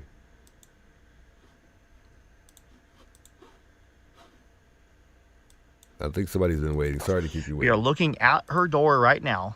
And if you turn around, you're looking at the no outlet that goes up the hill, my little spot where I stage and live stream from. And I want to show you guys something. So from the front of Nancy's door, you can look out and you can see the lights on this house up here. And a lot of people are mistaking that for a car. Well, those lights are always on. Let me show you real quick with my light. There's a house behind there. That was not a car up there. That is a house. That man, I've talked to him. He always has his lights on. However, we're going to turn it off. I'm going to show you how dark it really is. Yes, Tracy, 100%. That's what I'm saying. So if there's no way. That's what I'm saying. How is that light, or how would that sign be lighting up without any light? Because we all know that these signs that we see, stop signs, yield signs, they all are reflected by light. There's no way the sign is lighting up with no light. Come on, that makes no sense to me. So that's why I feel like it fits my theory a lot more that that's a car. Out here, turn on the light. We're going to walk to where we're standing directly in front of her door. Now, I want you to know that the street and the layout of the house are at 2 different angles. They do not run perpendicular to each other. We're going to walk over here to her standing in front of her door start back a little directly. bit. And a lot of people are mistaking that for a car. Well, those lights are always on. Let me show you real quick with my light. There's a house behind there. That was not a car up there. That is a house. That man, I've talked to him. He always has his lights on. However, we're going to turn it off. I'm going to show you how dark it really is out here. Turn on the light. We're going to walk to where we're standing directly in front of her door. Now, I want you to know that the street and the layout of the house are at two different angles. They do not run perpendicular to each other. We're going to walk over here to where we're standing in front of her door directly. And I want you to remember that her door faces out at an angle. So, where's her door? Where's her door? I think it's one more over. We'll go down a little bit further. And we're standing directly in front of her door. You guys looking at her door right there. Sorry for the shakiness. There's a camera pointing at me from the top. So we're going to look out this way. Remember, her door's at a slight angle. Up on top of the hill, there are two little lights at a house. I've been coming out here for about a month. Those lights have been on every single night. They are on a sensor. And I believe they were on a sensor the night Nancy was taken. So that is not a car up at top of the hill. That is wow, a house way up there. Also, you look out this way, you can see the lights from the property on the one street over. That belongs to a man named Paul. He's a very nice gentleman. He actually owns a property that I'm sitting on right here when I do my live streams. And I just want to share that with you guys. So the lights that you see in the Nancy Guthrie video are not cars, and they are actually houses. Another thing people are talking about is this sign over here. This is actually a no outlet sign because it's a cul-de-sac up there. So that's the other thing. That's not a stop sign. That's nothing crazy. It's just a sign saying, hey, you got to turn around if you go up in there. So you see how the tree kind of covers it a little bit, but it doesn't cover it enough. So that's why I'm like, I don't know. First of all, there's no light to light it up in it for it to reflect. Number two, in the video, it looks like half of the sign is showing, if that's a sign, as like it appears like as an upside down triangle, but there's not enough tree to cover that to, make it like a triangle upside down. I don't know. I'm just not seeing it in the video. It looks more, I'm still leaning more toward a car. I really am. I don't know. Maybe I'm overthinking it.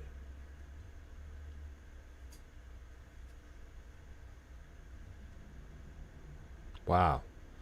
I don't know. I could look at that all day and then try to figure that out. But it's a tough one. It's very tough. I wish Dad's Gone Live could have gone up there and walked on the actual doorstep, because that would have gave us the type of, point of view that we're looking for to justify where those lights are at. We really need to know, like, what. It's so confusing to try to figure out which light is what. I mean, for me, it's fairly easy. I think that it has to be that house on the hill. I don't know. Because you can't see past a certain part of Nancy's porch because of the wall separating it.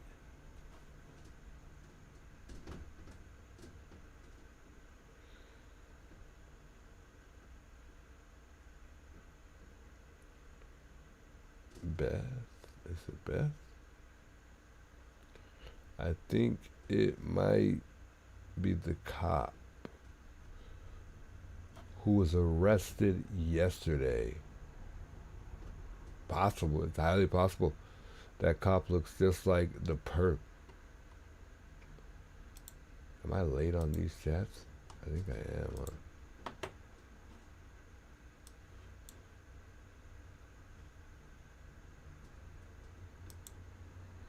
What is my chat doing? It's like not working. Let me fix it.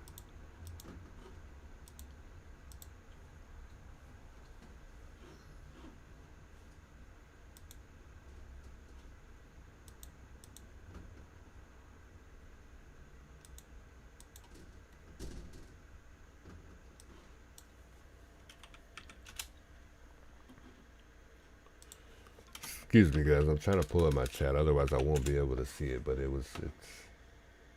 I don't know. For whatever reason, that thing cut off. Oddly weird.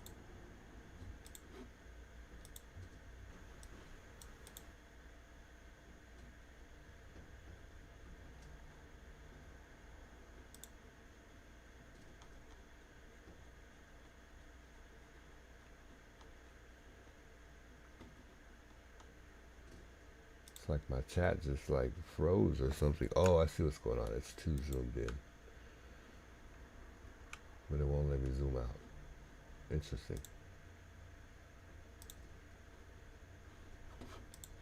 And then we'll go over here one more time. And a lot of people are saying they see a car parked right here in the video. So we're going to stand over here and I'll show you an angle looking at the house. So that car kind of would be where I'm at right now. And then it would be in the video, off to the right side where you see the perp. Once again, we're out here in front of the Nancy Guthrie house. And I just want to share, we are standing on the asphalt, not on private property. So that is the, I guess that's the headlight test that people were asking me to do. Make sure you guys hit that like button and subscribe to the channel. I don't know, Chad. What y'all think? I don't know what y'all think. I don't know what y'all want to think about that, but I just figured I'd bring that to y'all attention. I think, I'm honestly, oh no, we don't want that playing. I don't know how it's on auto. A lot of people have been asking me if I can do. Yeah, I don't know what y'all think. I don't know what to think about that. A lot of people, I don't know, have their own theory on it. Like I just played Nancy Grace, and she thinks that car is, it's headlights. She thinks it's moving headlights at that. I would have to disagree on that one with Nancy. It was a good catch. It looks like the headlights are moving for a brief moment. But yeah, I don't think we got any headlights in the video, but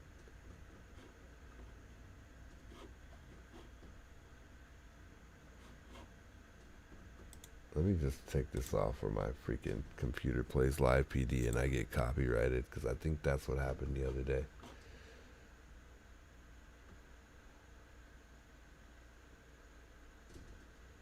Dolly was saying no houses there. There's absolutely no houses. That's what I'm saying. So it's almost like the only house that it could be is the one on the hill. That would be the only one that would make sense to me. But there's literally no houses across the street. I mean, I could go right now, but yeah.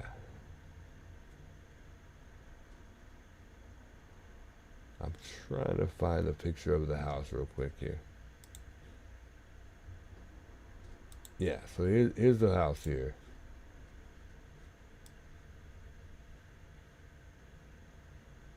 On the hill.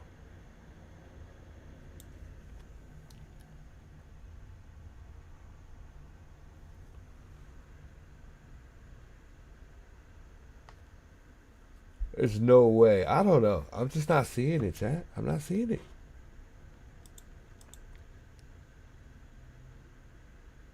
And like I said, in the photo, it's an upside down triangle. So that's the pattern of the lights. The pattern of the lights is an upside down triangle.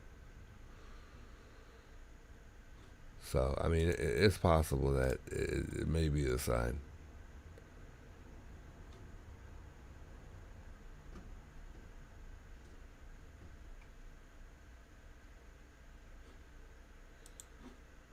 I would have to disagree, though.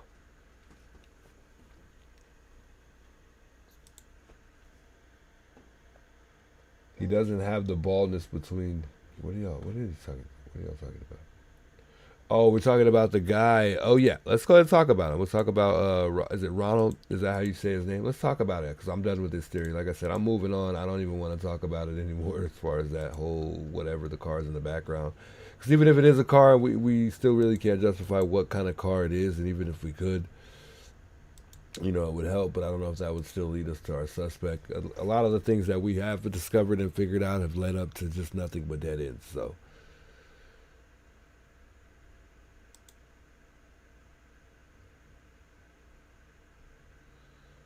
I don't really have a clear picture here I guess I could pull somebody up, their channel talking about the guy.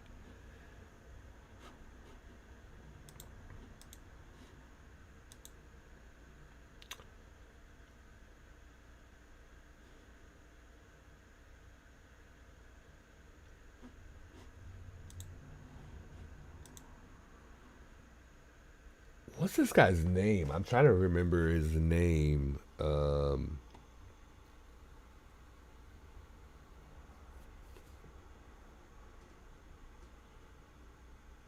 Why am I forgetting this guy's name right now? Travis Ronald. Travis Ronald. My goodness. That's how you know I'm getting tired.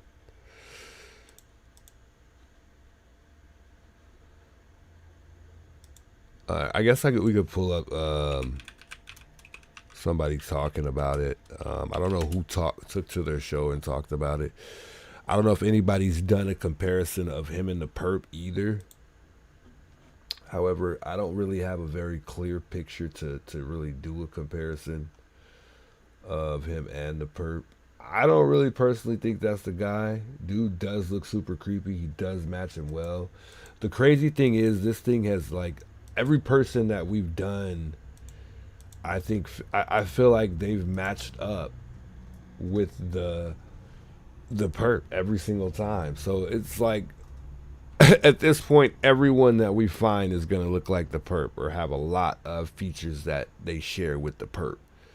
But there's always that one thing that leads us to believe that it's not him. So I think that's the same thing in this case. I don't think that's the guy. Although there is a big possibility that that's the guy. We could be wrong and we could be overlooking it. But a lot of these guys ended up, looking like the perp.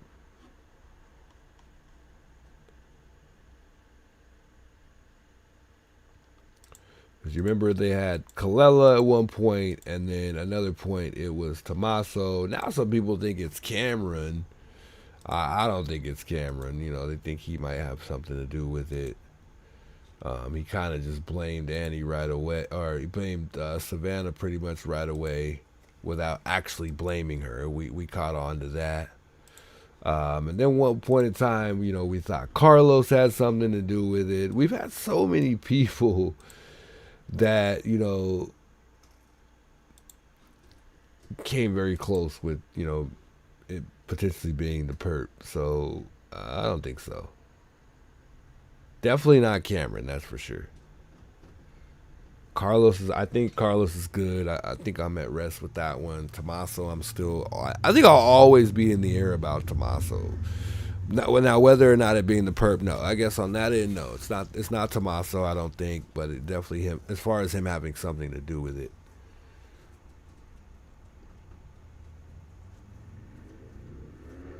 You think James is the perp? I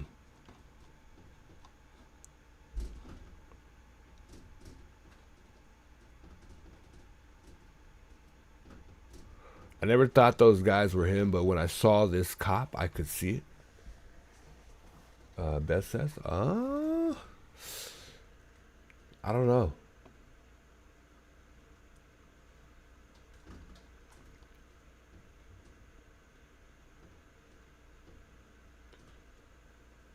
Let's pull a picture up of this guy. I don't know what happened to my photo.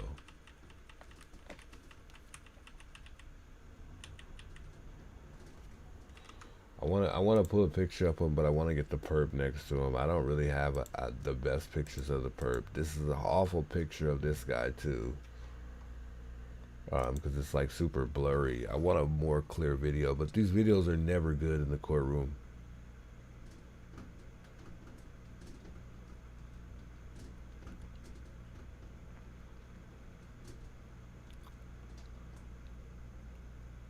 Let me see. I have a lot of pictures of the suspect, but I don't think I have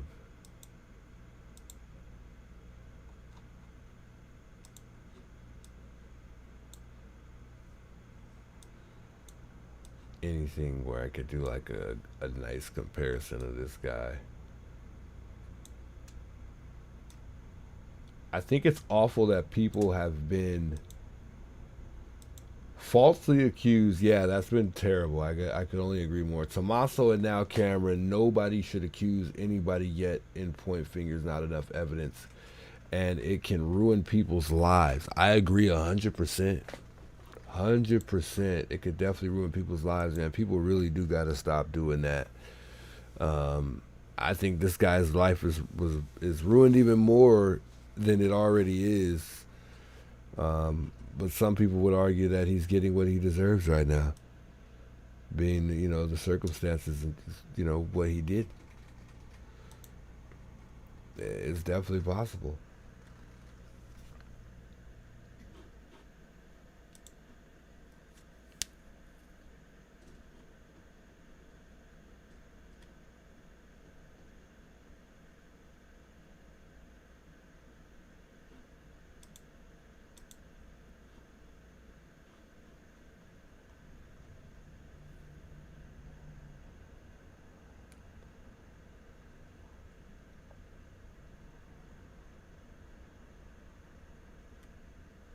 Someone definitely had to pull that car up, guys. We know it's, I think I'm very convinced that it's by far someone, a second person, by far. We know that the picture you're seeing on the right, I think this was the January 11th day on that right side there.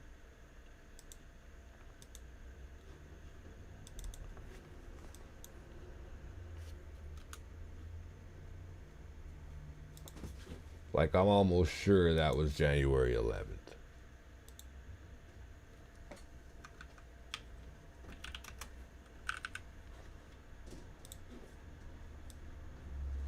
So this was January 11th, I'm sure. And then, you know, obviously, whatever happened to all of the names that we got that were last names, that were all Persian names, by the way? We're just looking past that, you know, because they went to the gun store and they said that the, you know, they got last names. Was that supposed to not lead us anywhere? Is that just going to be overlooked? I feel like there's been a lot of interesting things brought to our attention that have just been kind of overlooked. We just kind of look past it. Anyway, I just wanted to say that, you know, I don't want to get us off topic. But super interesting.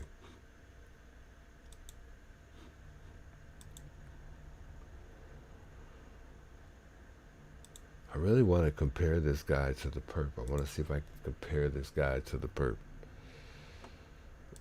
Maybe I can find a real nice, clear picture.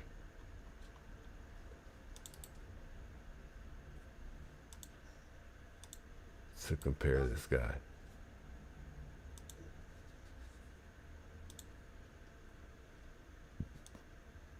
I don't think that this guy is going to be the guy, though, guys.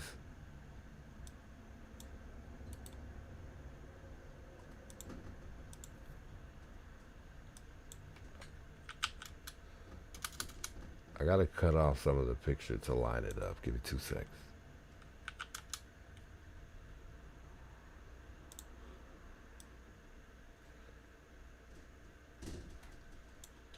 All right, let me cut the other side.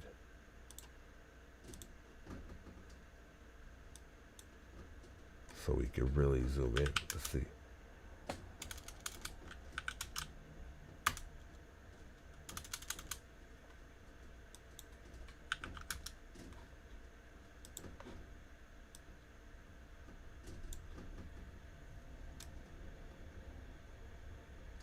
Like I said, my picture isn't clear, so I think I'm gonna have to go try to find more of a clear picture because this looks like crap.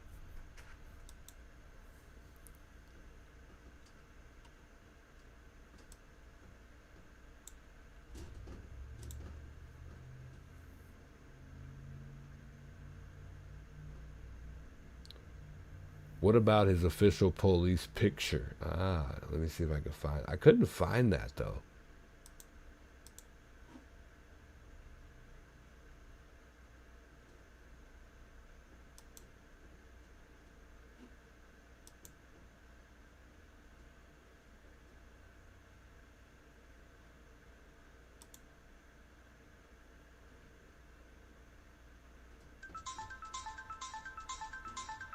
#1 live streaming solution. Live stream in.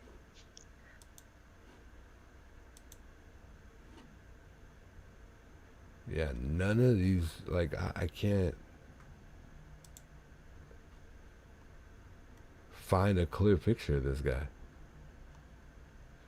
We'll get one though. The public will get one. Somebody's gonna end up finding this guy's Facebook.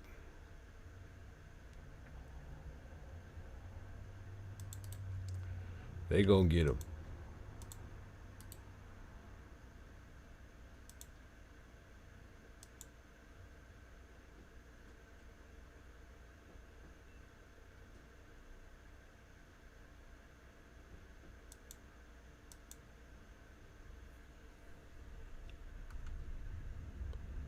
Yeah, I don't think that's our guy though.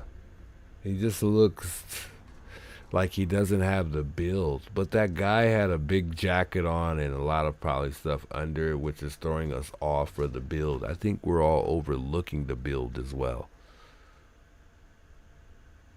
Those glasses he's wearing could be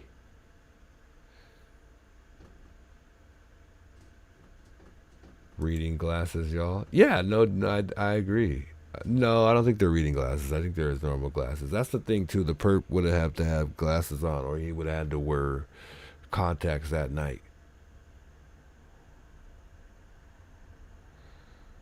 What about the police station? They usually have a list with pictures of all officers for each station. Yeah, I'm sure they have his picture, but I don't think they've released it yet.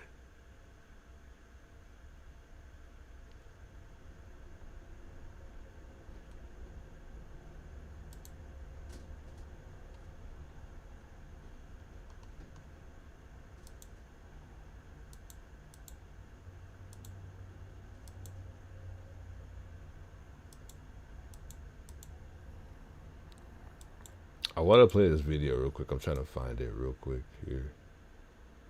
Of this guy. Here it is here. So this is him in the courtroom today. I think this is kind of like going over the details of what he was charged with. Again, this is bad. The courtroom cameras, I'm telling y'all, it's Please state your name, sir. bad. Travis Avery Reynolds. Great. Mr. Reynolds, this is the time for your initial appearance. You were here this morning on charges of kidnapping. That is a felony offense. You have the right to remain silent. Anything you say can and will be used against you. You have the right to be represented by an attorney, and it is ordered appointing... Oh, is it the public defender or... We haven't received the information from the Office of Court Appointed Counsel. We're going to appoint the Public Defender's Office for today's purposes. And you do have counsel seated with you for today's hearing. We are going to determine your conditions of release this morning. I have reviewed the interim complaint. I have also reviewed information provided by pretrial services, which lets me know whether there's any prior felony history. Looks like he's got his lawyer with him. I'm not sure if that background noise is coming from jail or if someone else isn't muted. Okay. And it also lets me know about your ties to the community, including employment, references, and their assessments and recommendations. Yeah, it's definitely not our guy, but it's a possibility. Finally, I have reviewed the state's recommendation.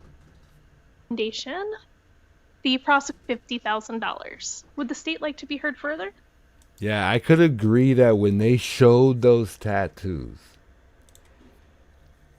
I was a little concerned at that point. I'm not going to lie. The tattoo is the one thing that struck me. The build is fairly close, although it's hard to match up the build because this guy's got on a big old jacket and the backpack covering him is kind of, not helping. But the guy in the surveillance video almost looks like to me like he has not completely, but a different build. He's like, this guy looks like he might be a little bit more skinnier. Yes, Your Honor. $50,000 plus a pretrial services if he is released. Um, this particular offense that is alleged is very, very concerning. Just given the occupation of the accused and the power dynamics between him and the victim, there's indications that this might have happened before. You know, the victim would like to see he shouldn't be returning back to the jail or incident location. No weapons, no contact. The victim in this case is very afraid of this defendant because of that power position that he had, of the power dynamics, and that he might retaliate against her. And so for those reasons, we're asking for the bond plus the release. Also, it's on the form, but requesting no contact with the victim. Thank you. And defense. Thank you, Your Honor. We're asking that you release him to pretrial services. He's a lifelong resident of the state of Arizona. He has housing. He's full-time employed.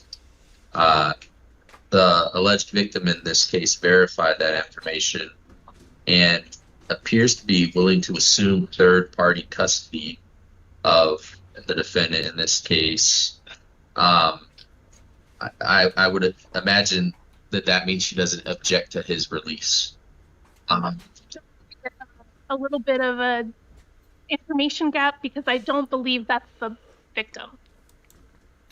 Beth says it's been 2 months. Can you lose weight in 2 months? Oh, indeed. Yeah, this guy's probably highly stressed and easily could have lost a lot of weight. You could lose weight relatively quickly. But yeah, a lot could change, you know, and I think that's why that first 48 was critical. I mean, because any little thing could have identified our suspect. You know, they could have put, like Luke, for instance. Remember when Luke had the swollen hand, and that brought a lot of concern.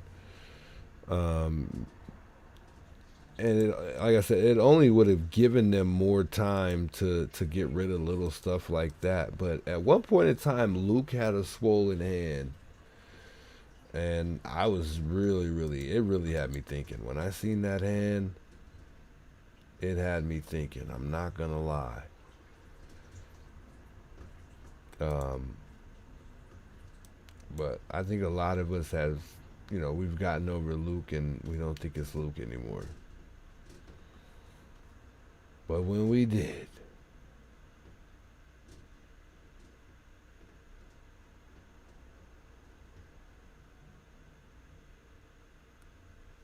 I was trying to see if did we? Okay. Never mind. Okay, I get things mixed up then. I apologize. Let me address a few other matters, though, Your Honor. I don't know if they got this the individual has no really prior convictions whatsoever, felony or misdemeanor, no prior failure to appears. He scored a 2 on the NCA scale and a 1 on the FTA scale. For all those reasons, we're asking that you release him from custody here today to pretrial services. Gotten the height right. I think the height was Thank you very fairly much. close. All right, I think Mr. he's Reynolds, about I'm 5'8" ordering to that you're held on a 5'9". bond of $200,000, cash or secured. If you are released, you'll be released to pretrial services. Monitoring or treatment is directed by pretrial services.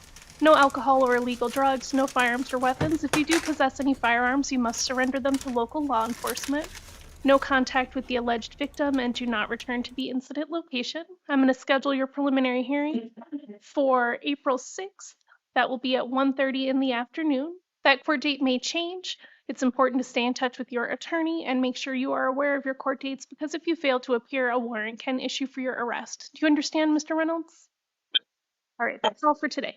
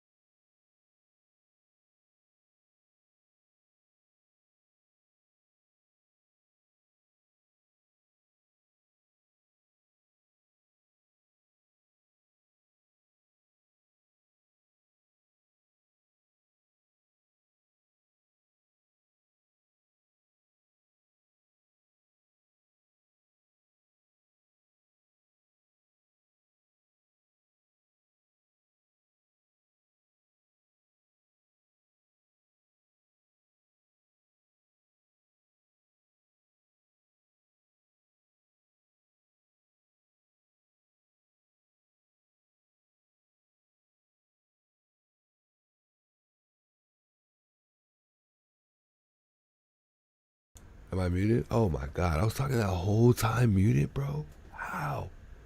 What the? How we do this, chat? That's how you know I'm getting tired. I'm about to get off anyways, chat. I'm pretty much done watching videos. I covered everything I needed to cover tonight. Thank you all for telling me I was muted. I was literally just yabbing away on mute. I don't even know how I got on mute. When did I even mute? At what point did y'all like, what? Oh man, that hurt my feelings, bro. But anyways, chat, I don't know where this next lead may take us. If we even have a lead. The only lead that we have is that genealogy. I don't think this thing is going to roll over where we want it to go. I think it's just going to end up being a cold case. I'm not seeing it, guys. I'm not. This has been more about Nanos than it has been Nancy. I said it. I'm going to say it again. It's been more about Nanos than Nancy. My biggest question is what's going to change if we do get this guy recalled. You know, if they get him out, how is it going to play out for the family? Is the family going to still be are they still going to be cleared as potential, suspects? Will Tomasi and Annie and the rest of the gang be cleared? Will we start from scratch and start all over again and go from there? How does this play out if we get a new sheriff? I'm just curious to know how that's going to go. We finally digged up a little bit more information as far as Savannah coming out and doing an interview, although a lot of us felt like I think the interview was pretty scripted, if you ask me. I just feel like a lot of these leads that we're going to get are going to lead up to nothing. And I think all we have right now is tips. Besides us waiting for a genealogy, I really don't feel like these guys are even working on anything. I really don't. I feel like we got nothing.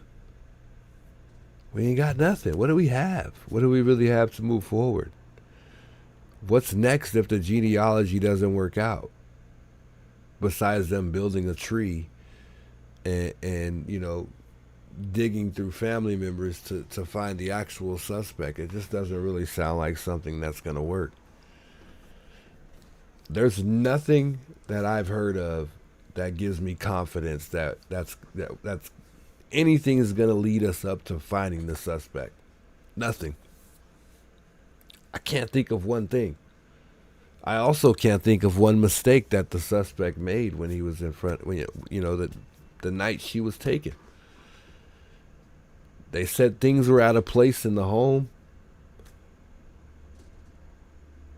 but nothing was taken. Nothing was left behind either. They think they got DNA. They said they found DNA. The blood that we saw in front of the porch turned out to be Nancy's blood.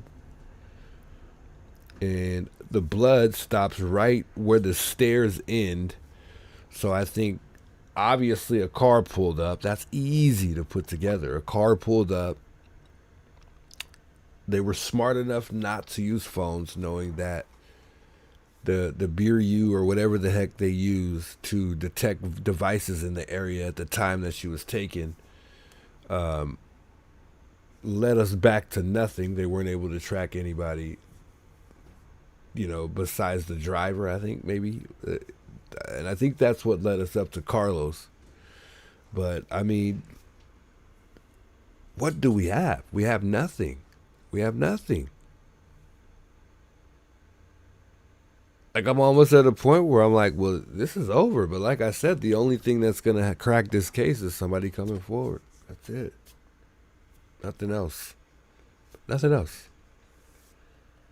I'm not seeing anything happening. I'm not. There was a gentleman yesterday. I had watched his channel, and I can't remember his name, but he was telling me that, or he was telling us that the FBI literally pretty much didn't even care to take his call. They didn't even want to hear what he was trying to say. They didn't care what he had. He thought he had something that could lead us up to something. And even if it didn't, he wanted to turn it in. I had the video up. I took it down. I don't know why. I don't know if I'm going to sit here and try to make the effort to find it either. Because I can't remember the streamer's name. That was gonna be my last video tonight, or this morning now for me. Are we not muted anymore? I'm joking. Let me see if I can look at this history just briefly, real quick, because I want to see if I can pull that video up. Because I thought that was great to hear. You know, because that's another question. Like, is it that easy to call the FBI and turn in any tips or any, anything that you have that might help crack this investigation? Like, what? Yeah, I don't think I have the video in here.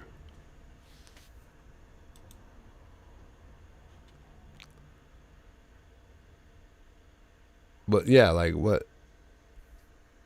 Like, how is it easy or is it hard? Like, how easy is it to just call the FBI, give them some information, and then they make it sound real simple, but I had a feeling it wasn't.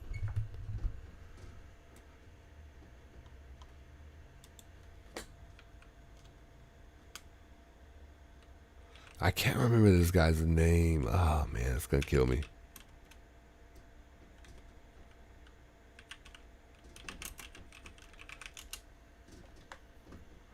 Oh, I think I just found him anyway.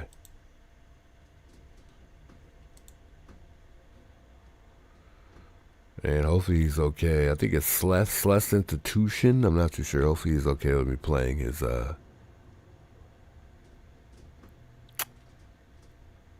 video here. I'm trying to figure out which one it was just real quick so I can show y'all.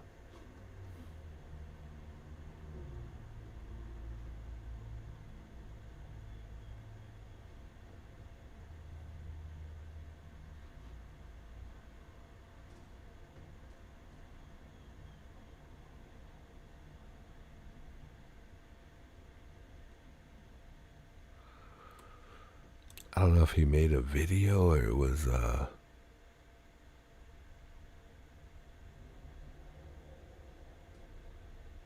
if it was a live stream though.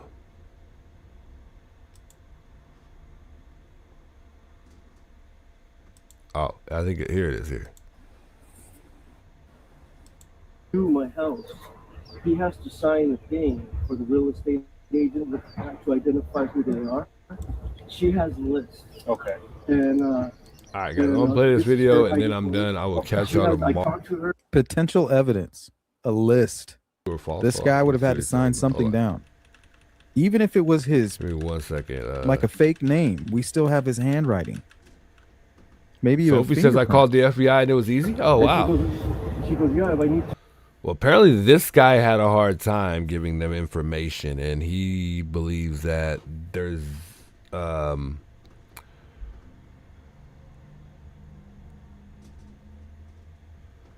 guy named Ronald Aaron Lopez, I believe, is in the building. What's up? Cindy's phone. The videos were of. And my mom said, I'm trying to see if this is a You video, will though. is I gotta anything skip through it real quick, hallucinating. guys. But I feel like it's about right around here. Isn't the case that they were hoping for. That's what's coming up. On that day, I went down to the office. Officer, please listen to me, officer, please. No, I don't think this is it. It's been 2 days. I don't know, man. This is the guy though. He was saying he went down there, or he didn't go down there. He tried to reach out, but I don't recall the video which one it was. I don't want to go through a million of them just to. And that's definitely helpful. Try to find the right one. Well, I mean, it could just be him guy, but possibly this medical center.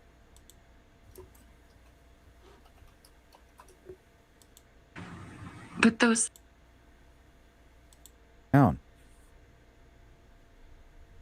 People are starting to give Tommaso all the credit and calling the kidnapper looks like a woman. I don't know. I can't find the video. That might have triggered him, right? Taunting law enforcement. This has happened in real from late 2025. I remember that. You guys can go back and see for yourself. I'm not familiar with this person, so I do apologize. Here, give me a Nancy second. had a big Band-Aid on her arm. Ronald in the pic, Aaron so Lopez. maybe to scraped her arm before getting into the Uber. No, So they were that's not talking about possible locations because for Nancy Guthrie. at the time that there was blood, that was when she got home. The Uber is when she left home to go to Annie's house. In the surveillance video, when you see the suspect, there's no blood on the ground, and you can clearly see the entire mat from where the mat is at to where the blood could be or what would be. And the video gets all of that. So yeah, there's no way that's possible at all.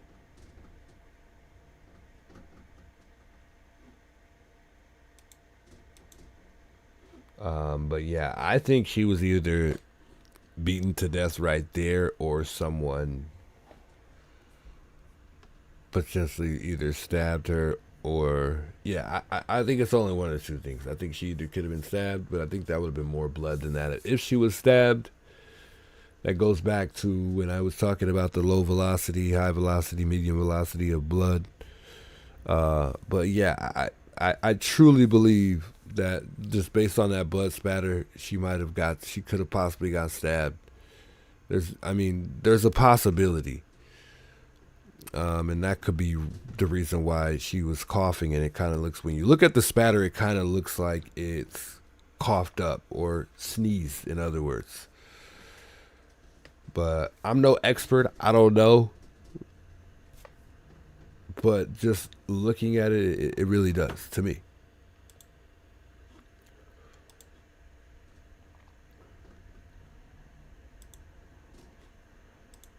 Yeah, when you're looking at that blood on the porch, I'm sure we've seen this 1,000 times.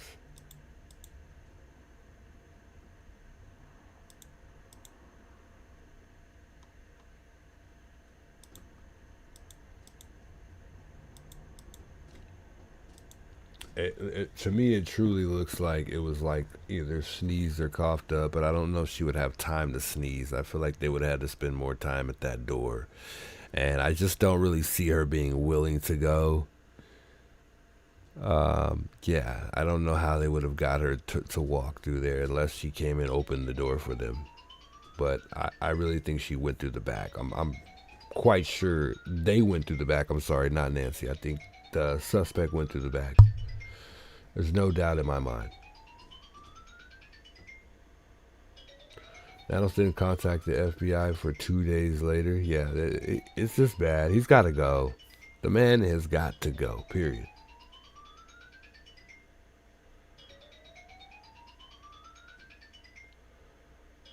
Tyler says, all I know is it's heartbreaking. Yeah, it's very heartbreaking. Very, very heartbreaking. Guys, tune in with me tomorrow night. I will be live tomorrow night. Don't forget to subscribe to the channel if you're enjoying the channel. Give a thumbs up if you are liking the stream. It helps the algorithm and put the stream out there. Man, so much to talk about, so much happening. We're and here we are. We're still hopeful. We still hope this thing rolls over in the direction that we want it to roll over in. And we just want to bring Nancy home, dead or alive at this point. If you know anything, you know the number. Call the FBI 1-800 number. You know, there is a $200 or a $1 million reward along with $200,000 to go with it. And that's offered by Nancy's daughter, Savannah, anchor of the Today Show. So, I mean, So much to talk about all the time, and a whole lot of nothing happening with this case. We know NANOS has been the headline since, seems like day one. It's been more about NANOS than Nancy, which is the saddest thing. There's so many things that are wrong with NANOS. And I wanted to talk more about NANOS tonight, but we're running out of time, or this morning. But I will see y'all tonight. Y'all have a good morning or good night. For me, it's going to be a good night because I haven't been asleep yet. Tune in with me tomorrow night, guys. One love. I appreciate y'all. Big salutes. I will catch y'all tomorrow. Much love, guys. I'm out of here.